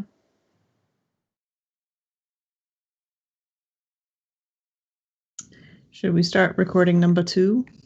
Number 2. Which one are we? What are we talking about in this? Oh my god, the lander shell. I forgot about that one. The lander shell is super cute. It's got the little rocket things on the side of it. And the little satellite dish. Oh, you know what? Totem shell is a good one too, actually. It's a baby servitor.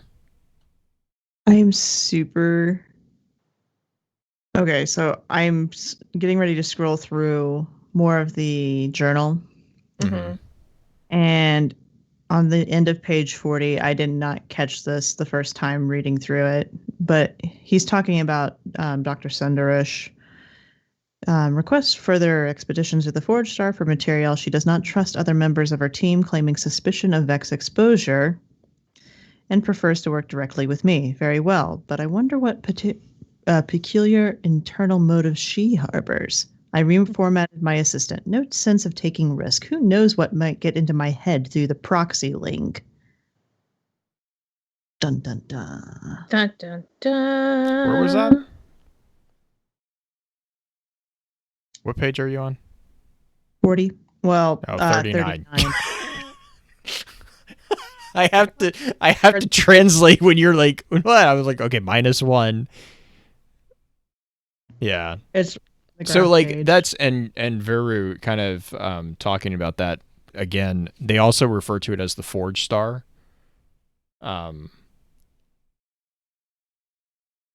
We were talking about the source of the 2082 Volantis name. Yep. All right. You for City? Alright. Yeah. I'm ready. You know what I'm ready for? Bed. Fucking monuments to lost light button to shut off. So, Audacity. Not to work it up a little bit more. What? Monuments to lost light. What is that? It's the middle vault. It's the buy it now button. Oh, Yes. So you can get your not forgotten. have you still not just opened it to make it go away? I have opened it, but it won't go away. Oh, I Nope. opened it. My problem right now is that I can't get the Born in Darkness quest to complete. I heard porn in Still? darkness because I clicked a button at the wrong time. Porn in darkness. I mean, You might that's. be able to see it. I mean. Anyways, Audacity. Hold it. 3, 2, 1, click. We're gonna have Nailed to redo that. We're gonna have to redo that. Damn it, Blue.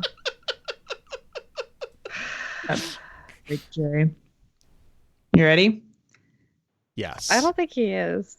I'm always ready. Are you ready for this? Are you sitting on the edge of your seat? 3, 2, 1, click. Oh, I will be very my. proud of either of you if you know that reference. We're sitting on the edge of our seat. Mm-hmm. It's a song lyric. Oh, I was thinking, are we in band? No. Because that's what we had to do in That's how we band, had. was sit Yeah, on we the edge of always our had to seat. sit on the fucking edge of the remember. seat. No, it's from Queen. Oh. Are you ready? Are you ready for this? Are you sitting on the edge of your seat? Okay.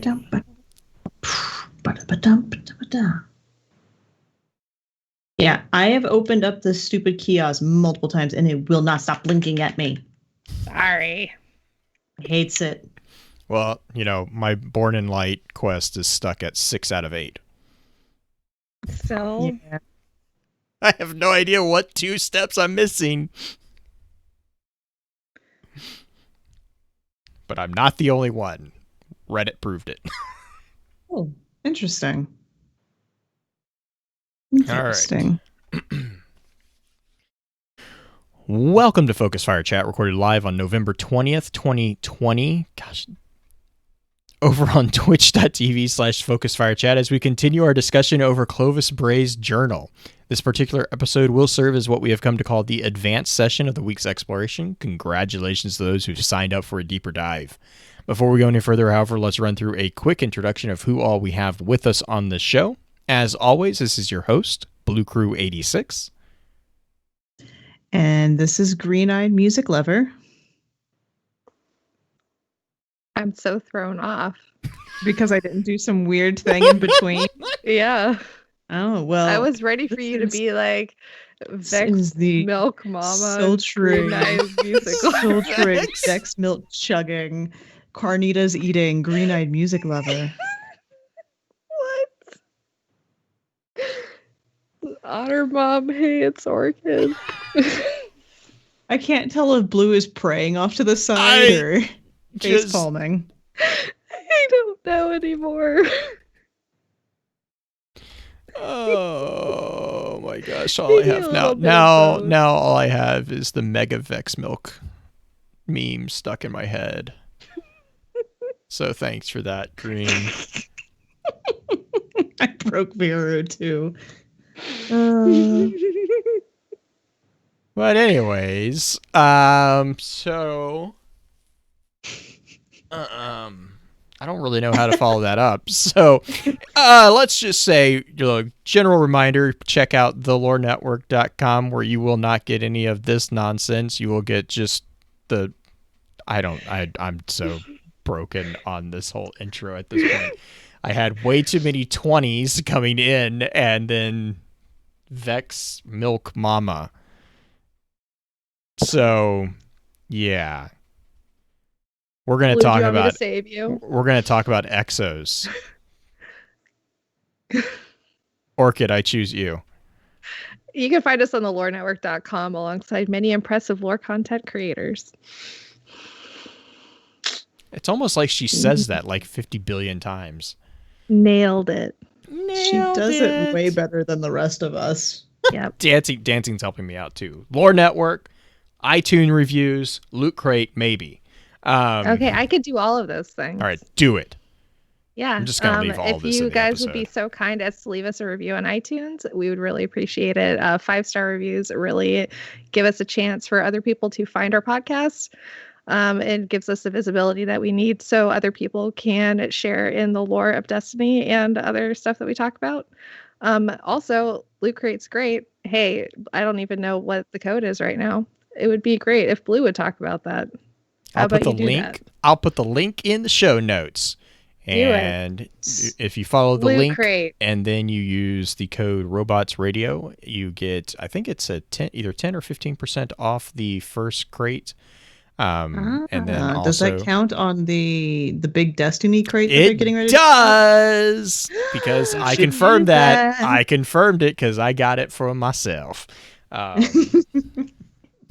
Chat is also liking me to make sure that Orchid knows she is not fired this week. Thanks, guys. Not fired. So exos, getting down to the focused part of the show. I don't know how much focus there is going to be when we're talking the last show of the year. We're pretty much done at this point. Yeah. Things that we have that in the conversation. Yeah, things that we conversed about between the shows. Also, you want to know? Okay, this is still not. We're just going to kind of start diving into the slightly colorful first confirmation about Vex that we've gotten with Beyond Light. They have no genitalia parts. Yeah. It's really disappointing. Yeah. I'm going to have to... What?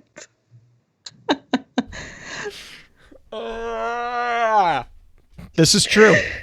This is true. That is this episode. I'm so sorry. I love episodes like this. I think they're hilarious and great ways to break up what we normally do. I just can't. Why would you do this? Why are you the way you are? You love me for the way I am. Okay. Man. All right. So Vex exos influence. are created. Yeah. Yes. Exos are created, we now know, with partially the influence of the Vex milk and clarity. Why is that, Blue? The clarity, so it's basically because of the radiation that the clarity artifact outputs. I'm trying to find here. So within entry 9 within the journal, he basically talks about how, or Clovis talks about how he allows small Vex platforms. I'm kind of thinking like goblins, basically, is what he's talking about here. They pass through the gate, and apparently intent on constructing infrastructure on this side. They capture those platforms, they drain them, and they discard the remainder, the shells, and then they take the mind fluid and run it through clarity control. And because of this exposure, what he refers to as alkahest flows back. Why was this a problem in the first place? Because we know that Clovis was trying to make exos prior to the whole clarity control aspect, but it was never successful. He actually ends up killing his own son off.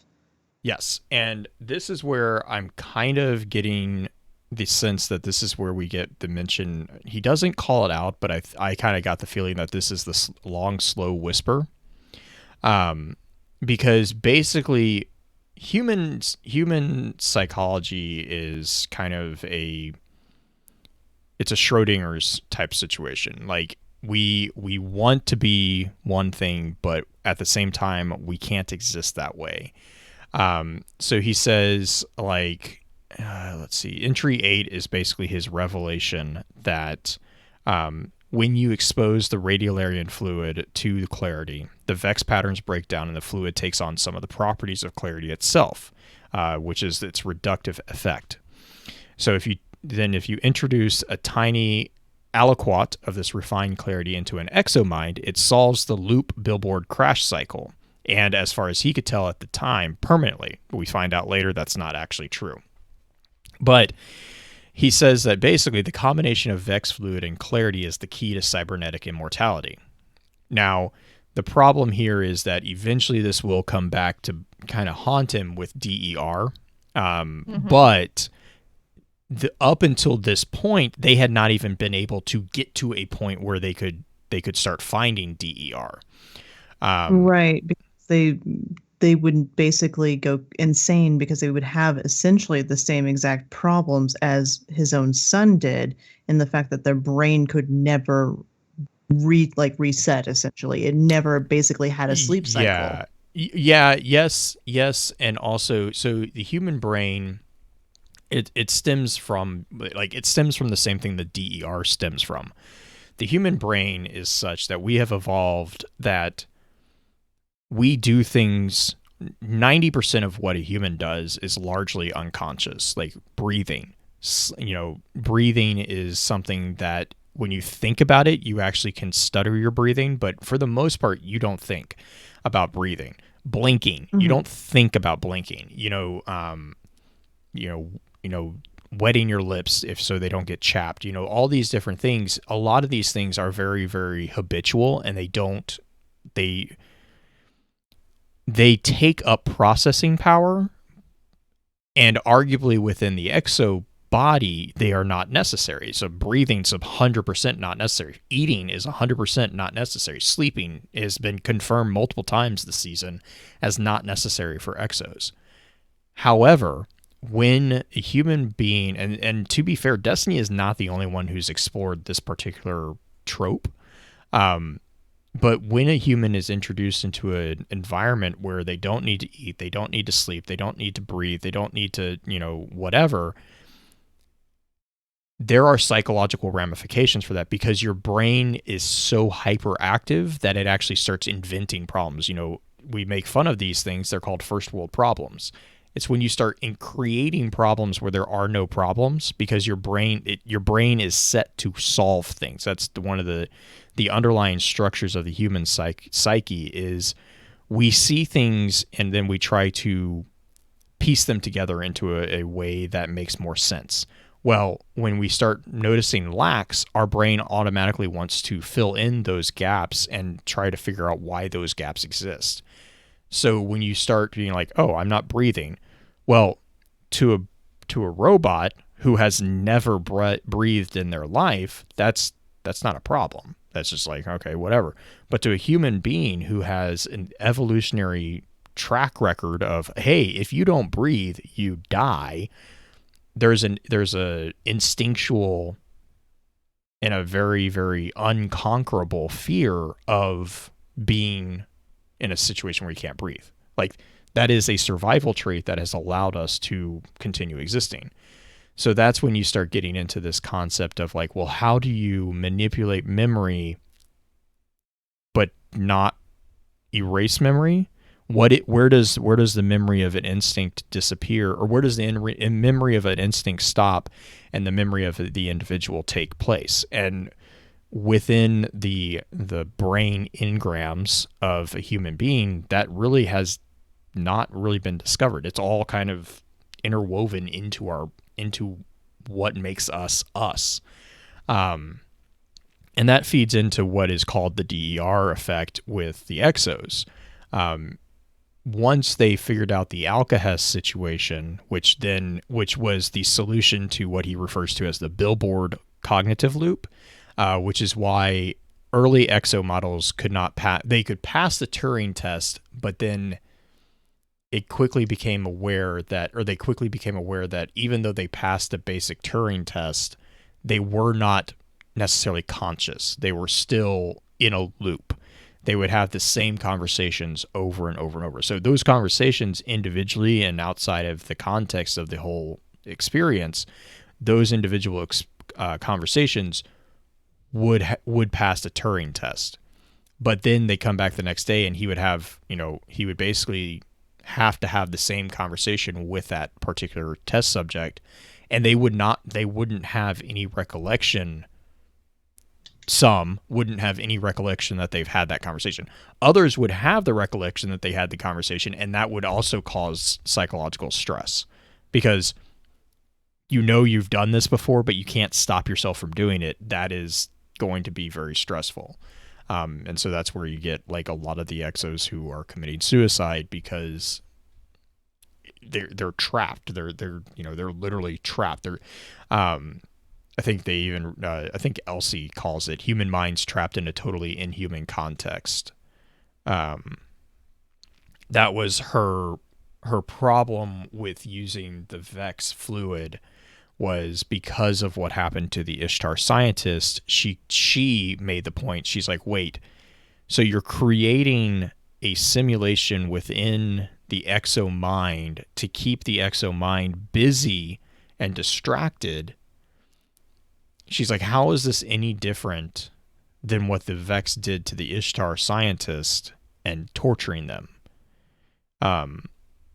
And then she kind of brings up the concept of the grace of death, the concept of like, if you're immortal, if you want to preserve your minds for eternity, why do you want to preserve your minds in a tormented and mutilated context for eternity? There's no escape. No wonder no wonder the exos are destroying themselves. Right. Does he figure out DER prior? Because he mentions it really early on in the book, if I remember correctly. He mentions the preliminary, so DER is, I would argue that DER is a ghost that haunts the entire EXO project from the very inception to the very end. It's just different levels of DER. Like, prior to the discovery of Alcahest, I would strongly say that the quote DER problem was the billboard problem. It was the loop issue. The Alcahest created the I want to say he calls it like the white noise, basically. Hang on, let me see. Yeah, it causes a cyclized algorithm that can serve as a random seed for the knockouts required to sustain a viable exomind. So basically he says, and this is one of his handwritten notes, he says, it's easier to say that the exomind is too stiff and deterministic to support a human consciousness, which depends on some random failures and turbulence to keep it supple. Clarity provides an algorithmic seed, adding error to every operation which replicates that original turbulence. So there's no more need for software emulation of organic chaos. We emulate it in the hardware now. And he goes on, he says, the exomind is too harsh and cold. Clarity plus Vexmind is the spice, the secret sauce, the oil of easy function. So human brain, that basically, in short, human brains require a degree of chaos even though we seek order. Like, yeah, that's the easiest way of saying that. Typical life needs a bit of entropy in order to continue to grow. You have to have controversy in order to grow. Yes, exactly. This is just another example of it. Mm-hmm. Yep. But yeah, so I'm trying to find. I think that was the big call out for because when he talks, so when he talks about this turbulence and this concept of cyclized algorithm, that's really where I get the idea of like that's long, slow whisper that Cade mentions within there. The argument can also be made that the long, slow whisper is the networking connection that all exos share with the Deepstone Crypt. We actually get the name origin for Deepstone Crypt too in this journal, which was a cool little nod. It is a nod to the Philosopher's Stone. Because of his obsession with alchemy. I'm trying to remember where that was. I think that was either entry 9, I think maybe. Interestingly enough, your friend Micah Abram, that book has mentions of DER and long slow whisper. That is actually the one book that I have yet to read. I need to get to it. The father, one of the fathers, because there's actually two male parents and a young boy, and one of the fathers is a psychologist who gets called in to work with Clovis Bray on exos, essentially to try to figure out how to solve this DER problem. And he's actually the one who helps establishes the protocol to make sure that they can process things correctly. And then the mention of long slow whisper comes at a point where Micah possibly meets an exo that we are all very familiar with. I do remember seeing something about that. Possibly. There's hints of it that it's not actual confirmation on that one yet, but that's there really isn't much in there. It's just mentions of it, which I thought was interesting. But what about, so we talked about clarity control being an essential part of the exo creation.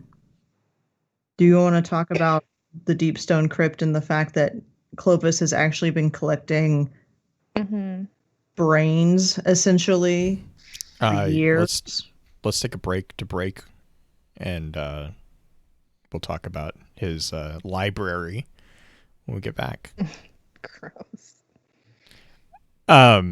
Actually, the concept of what he's doing with the library of sorts is, again, not something unique to him. You'll see that. I mean, you can go back as far as Noah's Ark to see that concept. Noah's Ark was not collecting humans. Yeah. Titan AE. That doesn't Halo, make it better. The array in Halo. I mean, it's a common science fiction trope that you collect the collective minds of a species to make sure that they are continued. And if you look at his obsession with being the Luca, it does make sense that he would collect that particular piece. I'm not saying it's not creepy, and I'm not saying that it makes I'm not defending it. I'm just saying it's not unique to Destiny. The thing that's really dark, and I know we're going to probably do the lab notes book at some point. The thing that's dark knowing that, though, is that in order to get a complete scan, a proper scan of somebody's brain, which is the whole reason that Clovis Bray has not already scanned himself in, is it has to be destroyed in the process. Correct. Now, I will also counter that with we do not know if that library is composed of proper scans, because he takes preliminary scans of himself and even of Elizabeth, and he has backups of all of his assistants who are working with him currently. So, like, he does have, there is different. Let me back up. You are correct. For a full, I think it's the subneural, a true upload for the maximum resolution subneural scan. That's on entry 9. He says a true upload requires a maximum resolution subneural scan, and such a scan is invariably fatal. That means I will only get one shot. I will not take it until the exos are stable. I refuse to be an alpha tester of my own immortality. I'm like, is it a crappy thing to do? Yes. It's also a logical thing to do, which I'm like I see both sides of that particular fence. I mean, I have a different. Anyways, the thing though is that when he talks about memory banks and when he talks about different types of memory storage, it doesn't necessarily mean that all of them are those max resolution subneural scans. Some of them are potentially, just like checkpoints, if you will. And that kind of derives from actually some of the stuff that's revealed within the, I just blanked on the book. One of the other lore books talks about, exos using basically the concept of a checkpoint to which they could be backed up to. And so if they died after a specific point, they could re-upload themselves to that specific point. That being said, that indicates that you can take copies without fatally destroying, the brain in particular. Right. Now there's, to expand on that, there's also the assumption there that does not require one of the max res subneural scans to be based off of. There's like a rabbit hole in and of itself to go down with that regards. But I would just say the library that he has, I seem to remember him referring to it as being also containing all the people who are working in Evertide at right now, which to me would indicate that these are not the fatal variants of those scans. I think the people on Europa might be in a situation where they have whether or not they want to, they're going to be the first exos. Take that how you will, but I don't think that means that all the scans within the library are necessarily max resolutions. Right. We also found out some information about and this is getting further. Do we want to go into the missing pages? I think we should. I think they're game. I mean, yeah, I definitely think they're game. Yeah. Okay. Yeah. So, Orca, do you want to talk a little bit about what we found out in the page and the extra pages about the number of mind wipes that are on every exo, the follow-up number?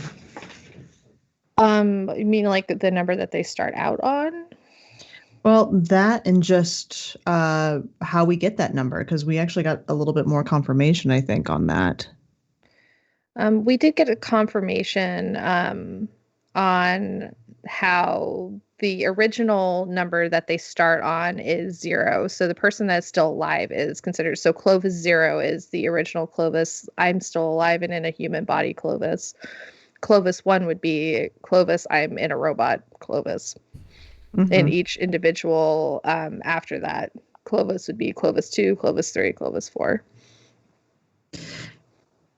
The thing that I find interesting that we got within the missing pages is there, at least when it comes to Clovis and Elsie, Mhm. there are very obvious reasons they get wiped. Mhm. Jay, I see that Oh. face. Continue. No, continue. Like, I mean, Clovis is a jerk. Really? Yeah. Shocker. Wow. Shocker. What? I Mind thought he was. blown. I thought he was a little angel. Philanthropist. He philanthropist. He can go philanthrop. The man mind wiped his granddaughter multiple times because he didn't like the way she was behaving, A minimum of Mhm. 815 times. which is ridiculous. It's super messed up. To be fair, he does wipe himself eventually multiple times. He doesn't actually. Last Clovis one. Clovis 1, so Clovis 1, the reason that Clovis 1 did not have his memories was because he did not complete something called the Awakening Protocol, and he did not, so this is all described in Legacy's Lament. Clovis 1 was the exo frame that Clovis uploaded himself into. This was following an event that allowed Clovis to also upload himself into the central AI unit within Europa. But anyway, but to go back to Clovis 1, he wasn't awoken. He was awoken outside of protocol by Win 1. And this actually pissed off Elsie because Elsie was trying to keep up to the protocol, but Clovis, the AI, ordered Win to awaken him. And so Win deactivated the awakening protocol and woke up Clovis 1. The problem with that is that Clovis 1 woke up with no knowledge or no memory of what he was. He had all the benefits. So hardware, he was in one of the finest of the exo bodies. He had all the software benefits of Clovis. He had all the intellect of Clovis Bray, but he had none of the memories or none of the experiences. And so it wasn't actually until he went through the exo training protocol that he was able to complete, he was given the choice for the identity upload, and he basically did a half-assed identity upload. He didn't get the memories. The numbers that Clovis 1 actually got attributed to his name from Clovis 2 to Clovis 43 was when he and Elsie were taking back the Vex Gate. That's how many times he died in getting that Vex Gate back.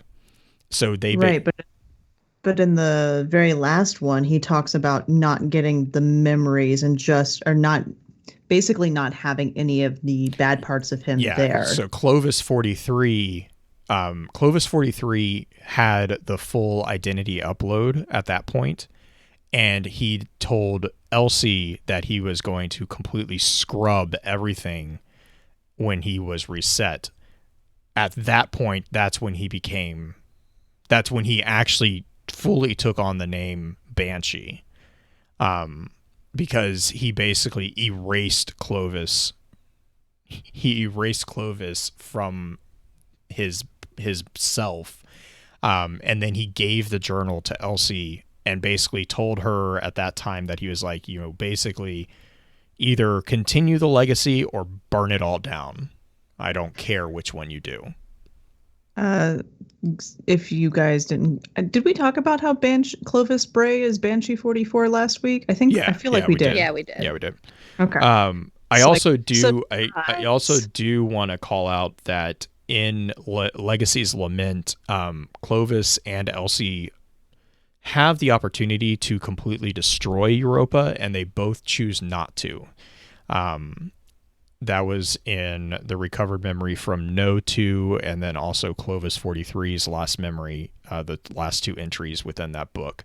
They talk about why they don't destroy the portal and why they don't destroy the main AI of the facility.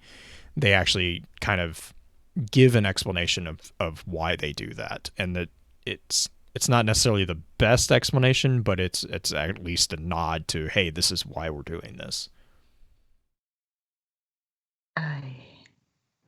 Do we think that other exos have the same process, that they just died multiple times, so you have multiple, like the next generation of that exo coming back?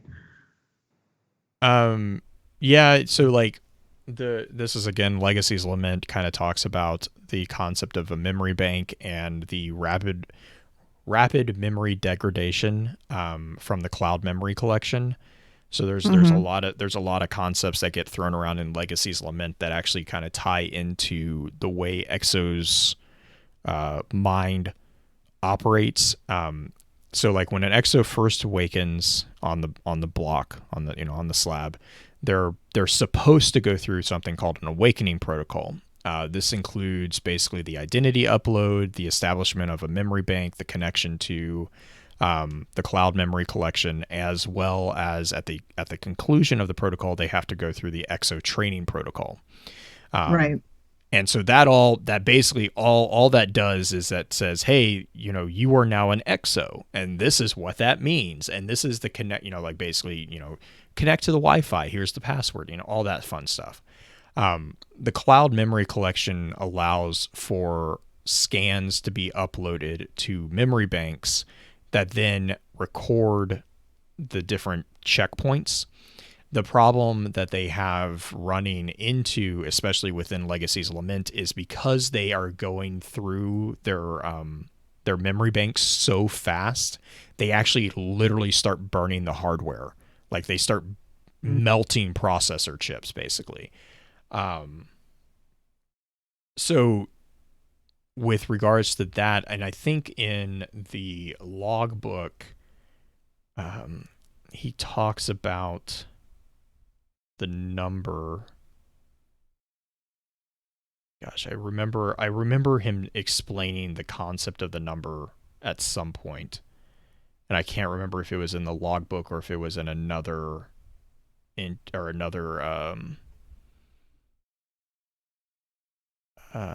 another entries. I know he also talks about the tower glitch. Much confusion and dismay has festered among staff working with exos. Endless reassurances are required. To ease transitions after memory wipes, I have applied the Avanti numbering scheme to the exo names. After each memory reset, we will increment their suffix by 1. If we, Yes. 0, index the human body, then Mohammed, 0, is the human. Mohammed 1 is the exo. Mohammed 2 is the same exo after 1, reset, and so forth. It's an explanation of going forward. So it is the memory reset. Yes, and the Avanti numbering system is a callback to Avanti 3, who is the AI who wrote the music Siegfried in the Stormwall. He has a note that says, ask Avanti's trainers how they settled on the 1, 2, 3 suffixes. Numbers are perfectly defined, therefore inhuman. Is this suffix meant to mark the Avanti AI as non-human? So there's a call out. He says the integer is stored in hardware and should remain stable even into cosmological time. If nothing else, they will always know which draft of themselves Correct. they are. Which explains That's why. fascinating. Which explains why when in Saladin's speech at the beginning of D1, he calls out the fact that there's a number etched onto the exos. J. The scannable in the tower. Mm-hmm. That talks about Banshee 43. Mm-hmm. Mm-hmm. That means Keep going. Clovis would have had access to the tower prior to becoming Banshee. Or No, because I think or wasn't that they scannable just him? decided to write it poorly and forgot. No, because I think that was him trying to log in. I don't think that Right. was him. I don't think that was. Nah, hang on. Let me go look that up because No, I it's think underneath Banshee. yeah. Gotta go listen. Either that is a slight mistake that doesn't quite fit in, or there's a possibility that It's at so least it's technology. no. So it says the last login on this terminal was from Banshee 44, but he tried and failed so many logins as Banshee 41 that it locked him out. All those reboots might have finally gotten to him. So it's just him trying to log in as Banshee 41. It's just Okay. Banshee being Banshee. He just has fat fingers instead of using 44. Yeah, I mean, it could be anything there. Let me see. Okay. I don't. Just double checking because I was Yeah, like, no. holy crap! I remember. I was about mentioning to say. this. I was like, I'm pretty sure 100% that it was his login attempts.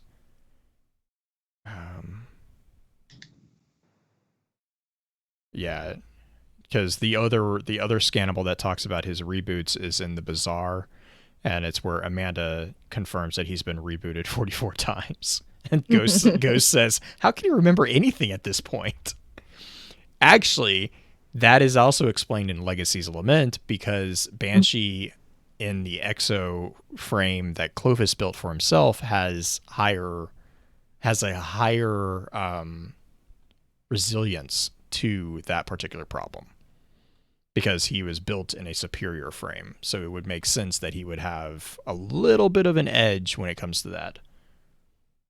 To But yes, the Black retaining Flag. the memories, or To be so like we have the call out on Mars about exos being, I think it's like 20ish is the advised number, but Banshee's like 44. But it would make sense to me. It's not specifically called out, but it is specifically called out that Clovis's exo frame is superior to the other exos because I think it's Hector or Wesley. I can't remember which one. It's one of the other exos that are with them. But he makes the side comment of like, of course he reserves the best for himself. Like they recognize that it's what it is. I think it's Hector. No, actually it might be Wesley. So if we go back to the exos that we do know of, we have no instance of blank one except for Ada, which makes sense because she was created in a totally different environment. Also, there's a call out to Helga. Did you notice that in the journal? Like Helga actually worked with Clovis throughout this timeline, which makes sense considering that she's the one who brought the information to Black Armory. Correct. She's also mentioned in the Bray lab records, along with Justin Wong and Agatha Faltzcog, and then someone I couldn't find their names, but Chambers and Minez are the other scientists that were the lab notes from. Helga was hang on real quick. Helga was the one who tested the exo arm attachment on the Eventide colony. You want nightmare if you'll just read that book. That was one of the gentler failures. The exo arm one, it ended in a quick result. It didn't end in a bad result of extended periods. They were all bad results. Oh no, they were all bad. This was just a quicker. But Lakshmi 2, she's only had one memory reset since her initial shift into being an exo.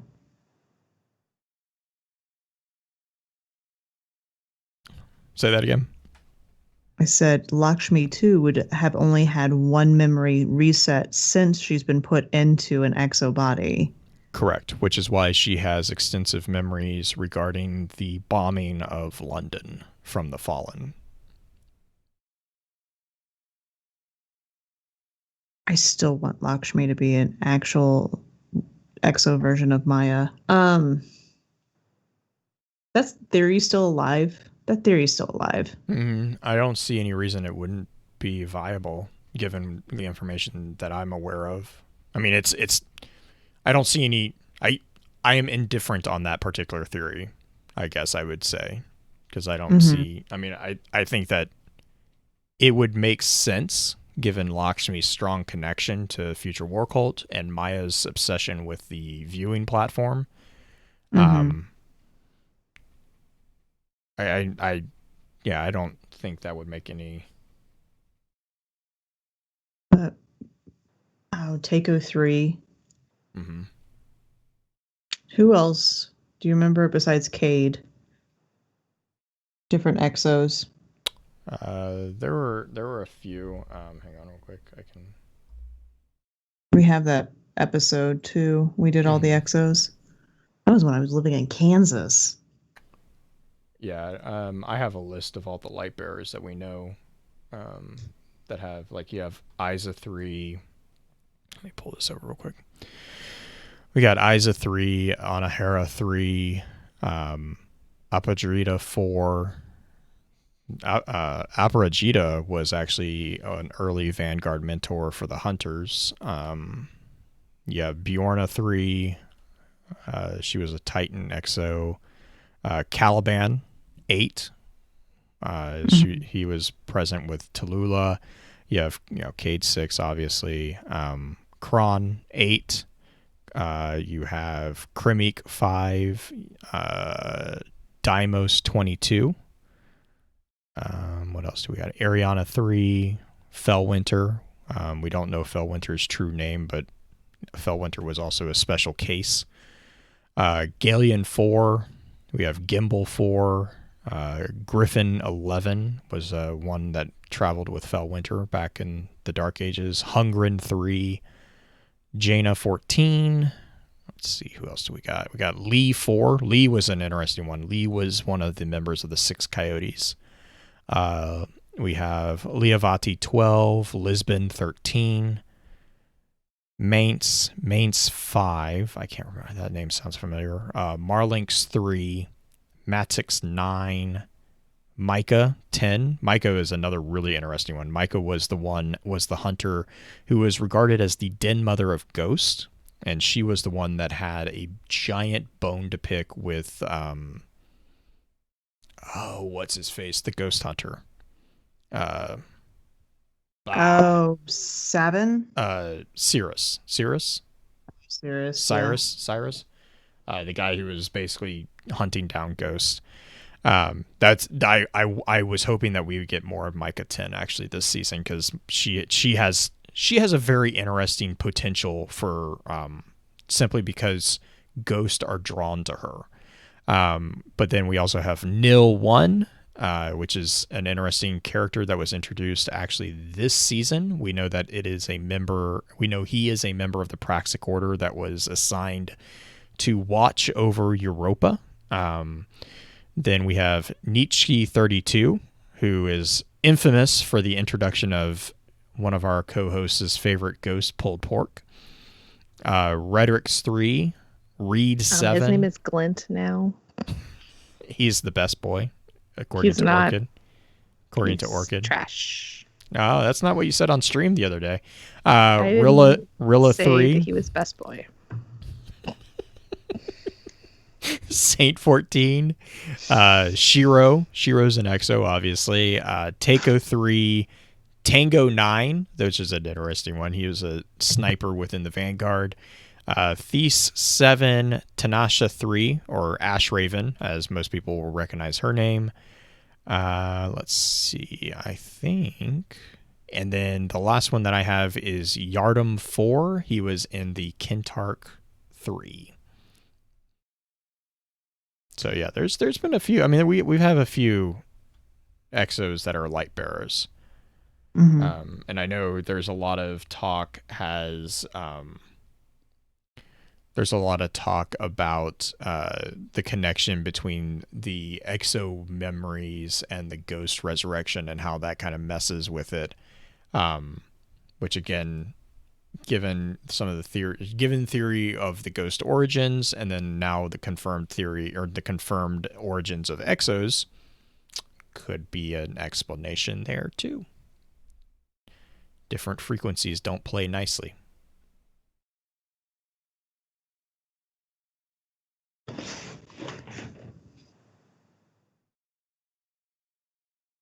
Sorry, I am having a moment. Let's see.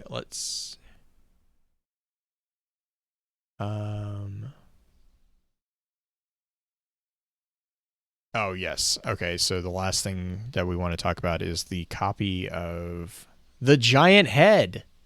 The big-headed big head. Which part of that did we want to talk about, Green? For the Clovis AI? Just the fact that it's still on IO, or not IO, on Europa. On Europa. And that it is... it has been shut down. For now. For now, yes. As of the end of Legacy's Lament, Clovis 43 and Elsie shut down the facility AI, which is an amazing little piece. It's really fun seeing Clovis and Elsie get like one last little dig at them, or at Clovis Bray. And I think if I and this is me not being fully aware of much else, I think there is confirmation that he is, like, we can find him in game. Is that correct? Sorry, I'm still... No, you're fine. Let me see if I can pull this up real quick to talk about the Clovis 43 piece, because I found that one really fun. So recovered memory Clovis 43, which is the last page of Legacy's Lament, which I really strongly, if you haven't already read it on Ishtar, I think it's a great read. Basically they walk in and it's basically Clovis Clovis invites Elsie to come to the central exoscience bay. And she's like, I don't want to be here. And he's like, yeah, I know, but I have a present for you.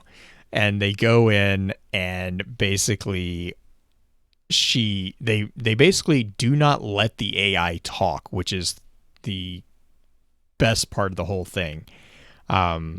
He says, we're not letting his snake oil words land on slick ears ever again. And then they say deactivate artificial. They put in the code and they say deactivate artificial intelligence. And then that is the immediate prequel to his request for the full wipe. Which is also the wipe that he does uses up the last of the radiolarian fluid, or the alkahest, as well. This is also where we get confirmation that Elsie has all of her memories from banks E1 to 815 now currently stored on her current imprint. Something that I don't think she's explained, which is really frustrating, is how she is able to time hop. Or verse hop, since it's multiverse. I have my own theories about that, but that would be, if I start talking about that, we're going to be here for another 40 minutes. So I'm going to let Orchid talk. I just assume that the way that they're parsing out, the way the season and the year is going to happen, that we'll learn more about it as things develop, because they have a tendency to not give us all the information right away. So yeah, that's true. I think we just have to be patient. Patience is a virtue, Blue. I'm not the one that you're targeting the wrong person there. Green is perfect. You're just closer to where I can see. The look that Green gives. And on that note, what are those shout outs? Because I think that sounds like a shout out for you there, Orchid. Orchid's shout out is Green is perfect. Yeah, my shout out is Green is perfect. Yep. Green, what about you? How are you going to follow that up? She's got really great hair going on tonight. I've been admiring it. I don't know why I just pushed my cheek up. My hair's up here. God, it's 11:30, guys. A shout out to both of you two for putting up with me multiple weeks. And shout out to Orchid for being amazing and able to juggle 2 different podcasts. I don't know about that.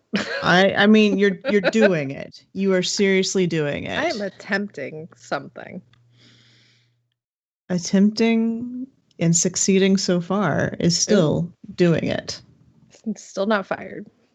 Nope, not fired. Chad has not fired you yet. Chad has they not fired encourage you. Yeah. They encourage the I bad love how at behavior. every start of the stream they're like, note, Orchid's not fired. It's like they just like they slide that in there as a reminder pretty much every stream. They do. Mm-hmm. Dancing. Wait, I didn't know we had this power. Here, you do have this power. You could vote me off the island every single episode. I mean, you can vote however you want. This isn't a democracy, but vote. That's fine. Not going there. Not going there. Vote blue off. Oh, all right. That's why your votes don't count. They only count when I agree with them. Don't you understand how this works? Okay, Clovis.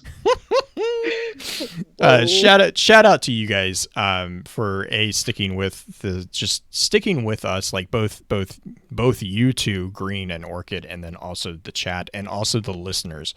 Like I said on the last one, 2020 has been a year. Yeah. Thankfully it's nearly over. Kind of. I'm hoping that, by the time you guys hear this episode, and obviously by the time we get back into live streams next year, that we will have a little bit of a better environment, a more healthy environment, or at least people will have found a new balance to the new normal, as they're calling it. But until then, as always, as we've said multiple times throughout this year and actually throughout the 6 years that we've been doing this, our doors are open to anybody who needs an ear, needs a shoulder. We are always here for you. We will do our best to help. But we really, really appreciate all the support and the patience that you've given us throughout the past 6 years that you've been with us. With that, I want to say for the last time this year, thank you for your time. Yeah, it's like, don't do that. Don't scare me. Green had a heart attack there for a second. Thank you for your time, and until next time, remember, with wisdom we conquer, stand strong, stand tall, and keep exploring. Jesus Christ, Blue. Green's like, don't you fucking do that. For the last Brayden and I time. together? Jeez. For the last time. Do you know how much we would get done What? if it was just Green Orchid and I? and I? Oh my Yeah. God. Yeah, Not you much. You get tons done. We would get nothing done. Not much. We would talk about exodicks. That's what would happen. This would become very lewd very quickly. Yep. I mean, Yep. Orchid, let's all be Also- honest. Talking about subclasses didn't defend you Oh and my I God, from I that. actually listened to that today because I hadn't listened to it and I'd forgotten it existed, and then I saw it pop up like in my app, and I was like, oh shit, maybe I should listen to it to see how Subclasses? you edited it. And then I listened to it and I'm like, oh no. I edited it. Oh. I edited it super well. I don't know what you're You talking did, and I'm just like, oh no. about. Lewd lore. No. Trigger. I just made a joke about voting Blue off. If this was the end, I would blame myself. God, Dino, you're always like 200 IQ whenever I see you type anything anywhere.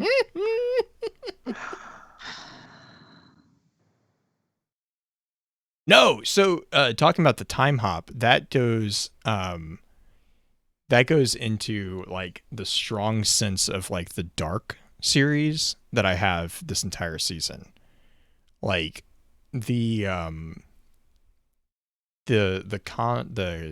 blend of what was it? The Dark Future piece at the very end of the Dark Future, it explains in a way her underlying arc that is going on.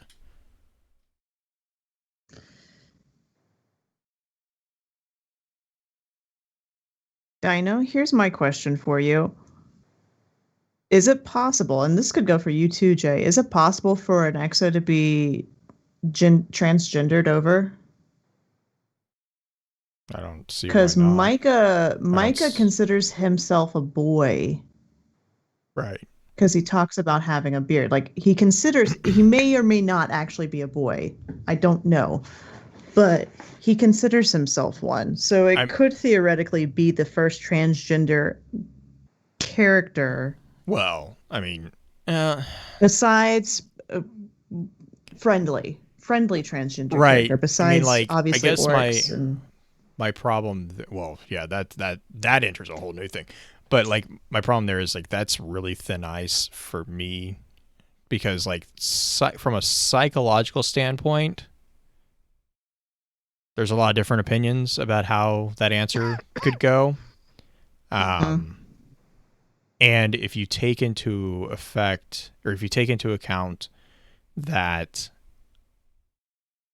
the exos are literally the mental self, like the psychological entity, then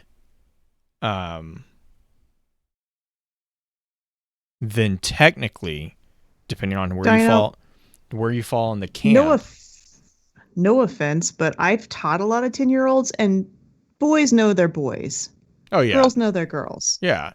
But I mean, you could that being said, that being said, though, the whole concept of the psychological composition of a transgendered individual, right, is that they might, and please correct me here if I'm speaking, this is me on a very thin ice, very far out of my comfort zone.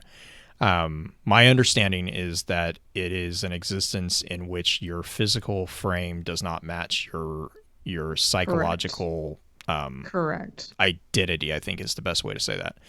So if you're in the camp that is, regardless of what camp you're in, taking that as the translation of a transgendered individual, if you then upload that mind into an exo frame, technically speaking, exos at their base are asexual. Like they're neither male nor female from a gender or from a physical, from a physical standpoint. So if as a human they were a male but they identified as a female, and then they get uploaded into a frame, following that train of logic, there is nothing that I could think of that would prevent them from becoming or whatever, or being a female exo, or vice versa. Like if they were a female and they were uploaded into the exo frame, because when you upload it, there's nothing physical being brought from the human into the exo. It's literally it's literally just the this is where AI gets really dicey, because it's literally just the consciousness, which is the problem, right? Because we don't know what consciousness is. But it's the same thing as altered carbon. Altered Carbon, they did this quite frequently, especially in the second season, where Kovacs would actually I can't remember, would upload himself into a female body. He was still him, but physically he was wearing a female shell, and he was using that as a way to camouflage himself. But there were also like some of the Methuselahs within Altered Carbon would have both female and male shells that they would just switch depending on, you know, how they felt that day. So using that concept of like that psychological transference, the idea of a gender identity within that paradigm is a lot more fluid than anything that we have ever experienced in our world. If that, I don't know, did that answer the question that you had? Somewhat, yeah. So my answer is yes. Or no, it's not impossible. I don't think we've had any examples. Right. It's actually been something the community's been asking for a while. If this is because Micah 10 is female, right? Micah 10 is referred to as the Den Mother of Ghost, and is a friend of Tallulah's. So, and I believe it is referred to as a she. Give me 2 seconds. Here's another thing that's really weird about that. If Micah leaves Europa, which means the Micah brain scan that was likely on Europa is of a 10-year-old.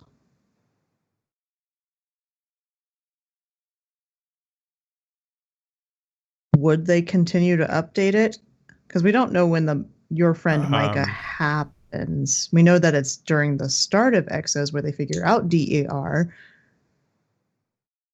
But I don't. Yeah. So yeah, I'm almost 100% sure that Micah 10 is a female. In her letter, because she's the one. She's actually the one who finds Andal Brask. She has. I think that was. Oh no, yeah. Sorry, she had 2 ghosts, and now she only has Pup left. Talks about them getting ready to leave, and he stops writing letters because he's getting ready to leave. He tries to run into the wilderness. God. He probably dies on Europa. Well, but Dancing, you're assuming that. First off, you're assuming that Exos have. This gets into like really weird territory, but like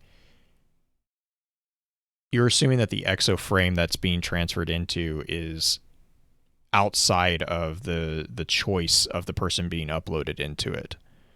If you look at a lot of the exo frames that are lying around Europa, they are completely blank as far as sexuality.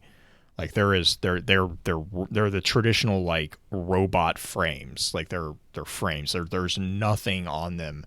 But they were in motion doing stuff around. So a lot of exos I don't think necessarily were designed with particular genders involved, which gives me the sense that it was kind of a choice of the person being uploaded, if that makes sense. Like if person A is going into Exo 1, there's a, I don't know, in my head I just can see it being like, you know, do you care? Do you like whatever? Like, because you're building these exos specifically to match the psyche of the person being uploaded into them.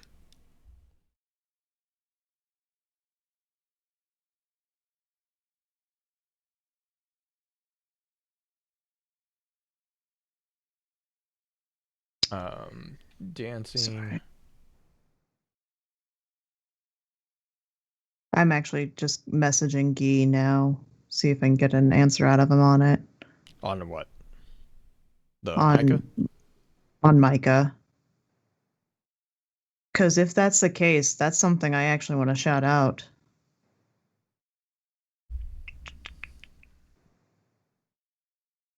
2. Yeah, and I haven't. That's seriously the one book that I haven't read yet.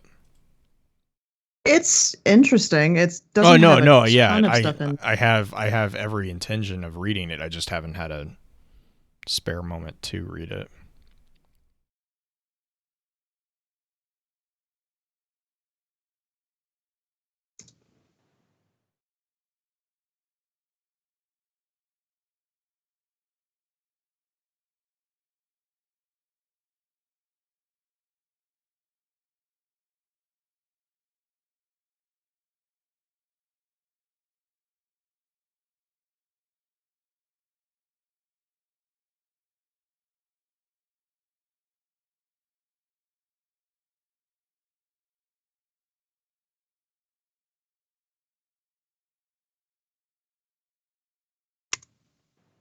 Okay. Message to Guy. See if I don't know if he'll respond to me, but maybe. Maybe.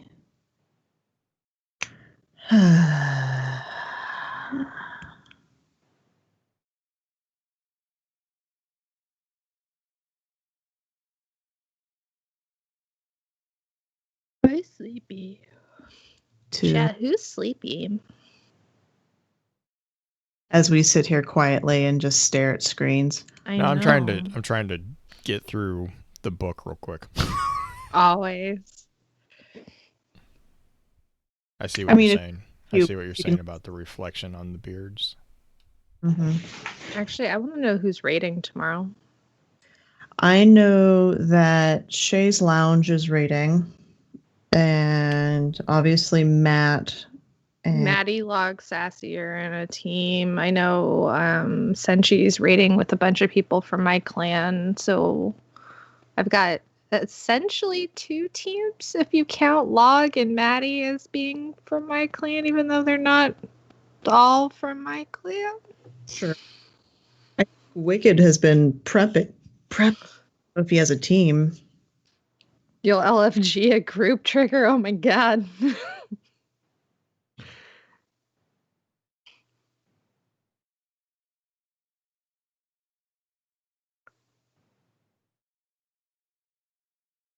Oh, I clicked it multiple times. Yeah, you did. Thank you. Yep. I hate that bullshit. Bye, followers. It's amazing how Yes, confirmation, bitches. for what? Hmm? Humans live 300 years. Yeah, 280. 290. Yeah. Yeah. That argument has been, oh my god. So many of these small arguments are just nice. Like, to have final resolutions of stuff. Mm-hmm. So when are they gonna tell us where exactly on Earth the tower is? It's in fucking South America. Yeah, well, give me the coordinate location of the tower. We don't know the coordinate location. We do know, though, that there is. It's in Peru, isn't it? Yeah, it's somewhere. I think the argument is currently that it's in. I think it's Peru. But It's Peru. It's not Brazil. It can't be because it looks like it's in the Andes. Yeah, I remember someone had a really good thing. But the other thing that is a call out for it is, first off, there's a they explain a snake that they find around the walls that is only native to South America. Right. There is multiple references to people being resurrected in the Pacific Northwest, then making their way down to the last city. And then the EDZ is referred to as across the ocean. Granted, everything in the Pacific Northwest is down for us. We say everything is down because that's just a colloquial term. Even if it's not down.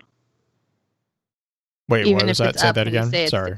even if it's down, even if it's not down, we say it's down. Like if I'm gonna go to Washington, I say I'm gonna go down to Washington. Oh no. But this Washington is is up. actually this person, like, this entry actually speaks of going south. Like, Okay. they talk about going south to where the climate is. It encourages the, what is it? It encourages local fauna that the fallen have problems with, which is basically bugs. That is only found within the warmer climes. And so they go south, and that's when they find out about the last city, and they keep going south. So, sorry, yes. But I mean, yes, I see what you're saying. Where was the date? It's not in the Micah book. It's in one of the other books.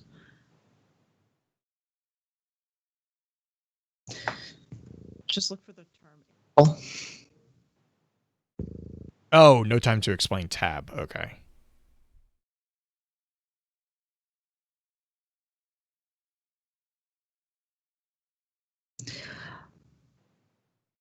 Also, a fun little call out that somebody mentioned to me the other day is that we finally know why Cade was looking for Banshee's real name back in D1 in the tower logs.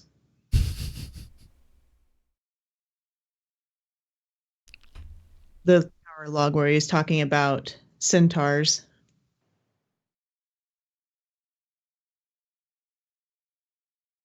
Well, now we know. Mm-hmm.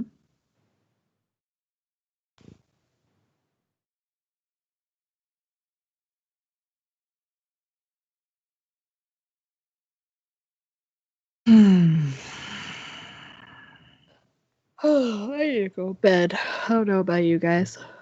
I sleepy. Okay. Sleep. Have a good night. Mhm. Good night, chat. Night Orchid. Good night. See you. Got happy Thanksgiving to Americans in chat. Happy Hanukkah, Christmas, Kwanzaa, whatever you celebrate. Happy holidays. Goodbye, everybody. Bye. Have a nice dreamable. Thank you, Vero. And good luck to everyone raiding tomorrow. It'll be fun. Nice, nice, nice. Mm-hmm. Night-night. Night.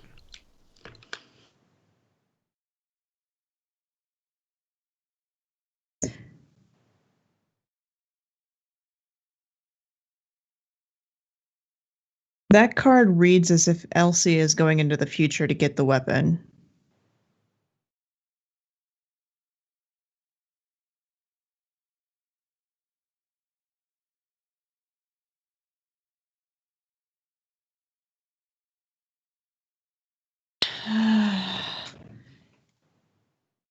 We're good.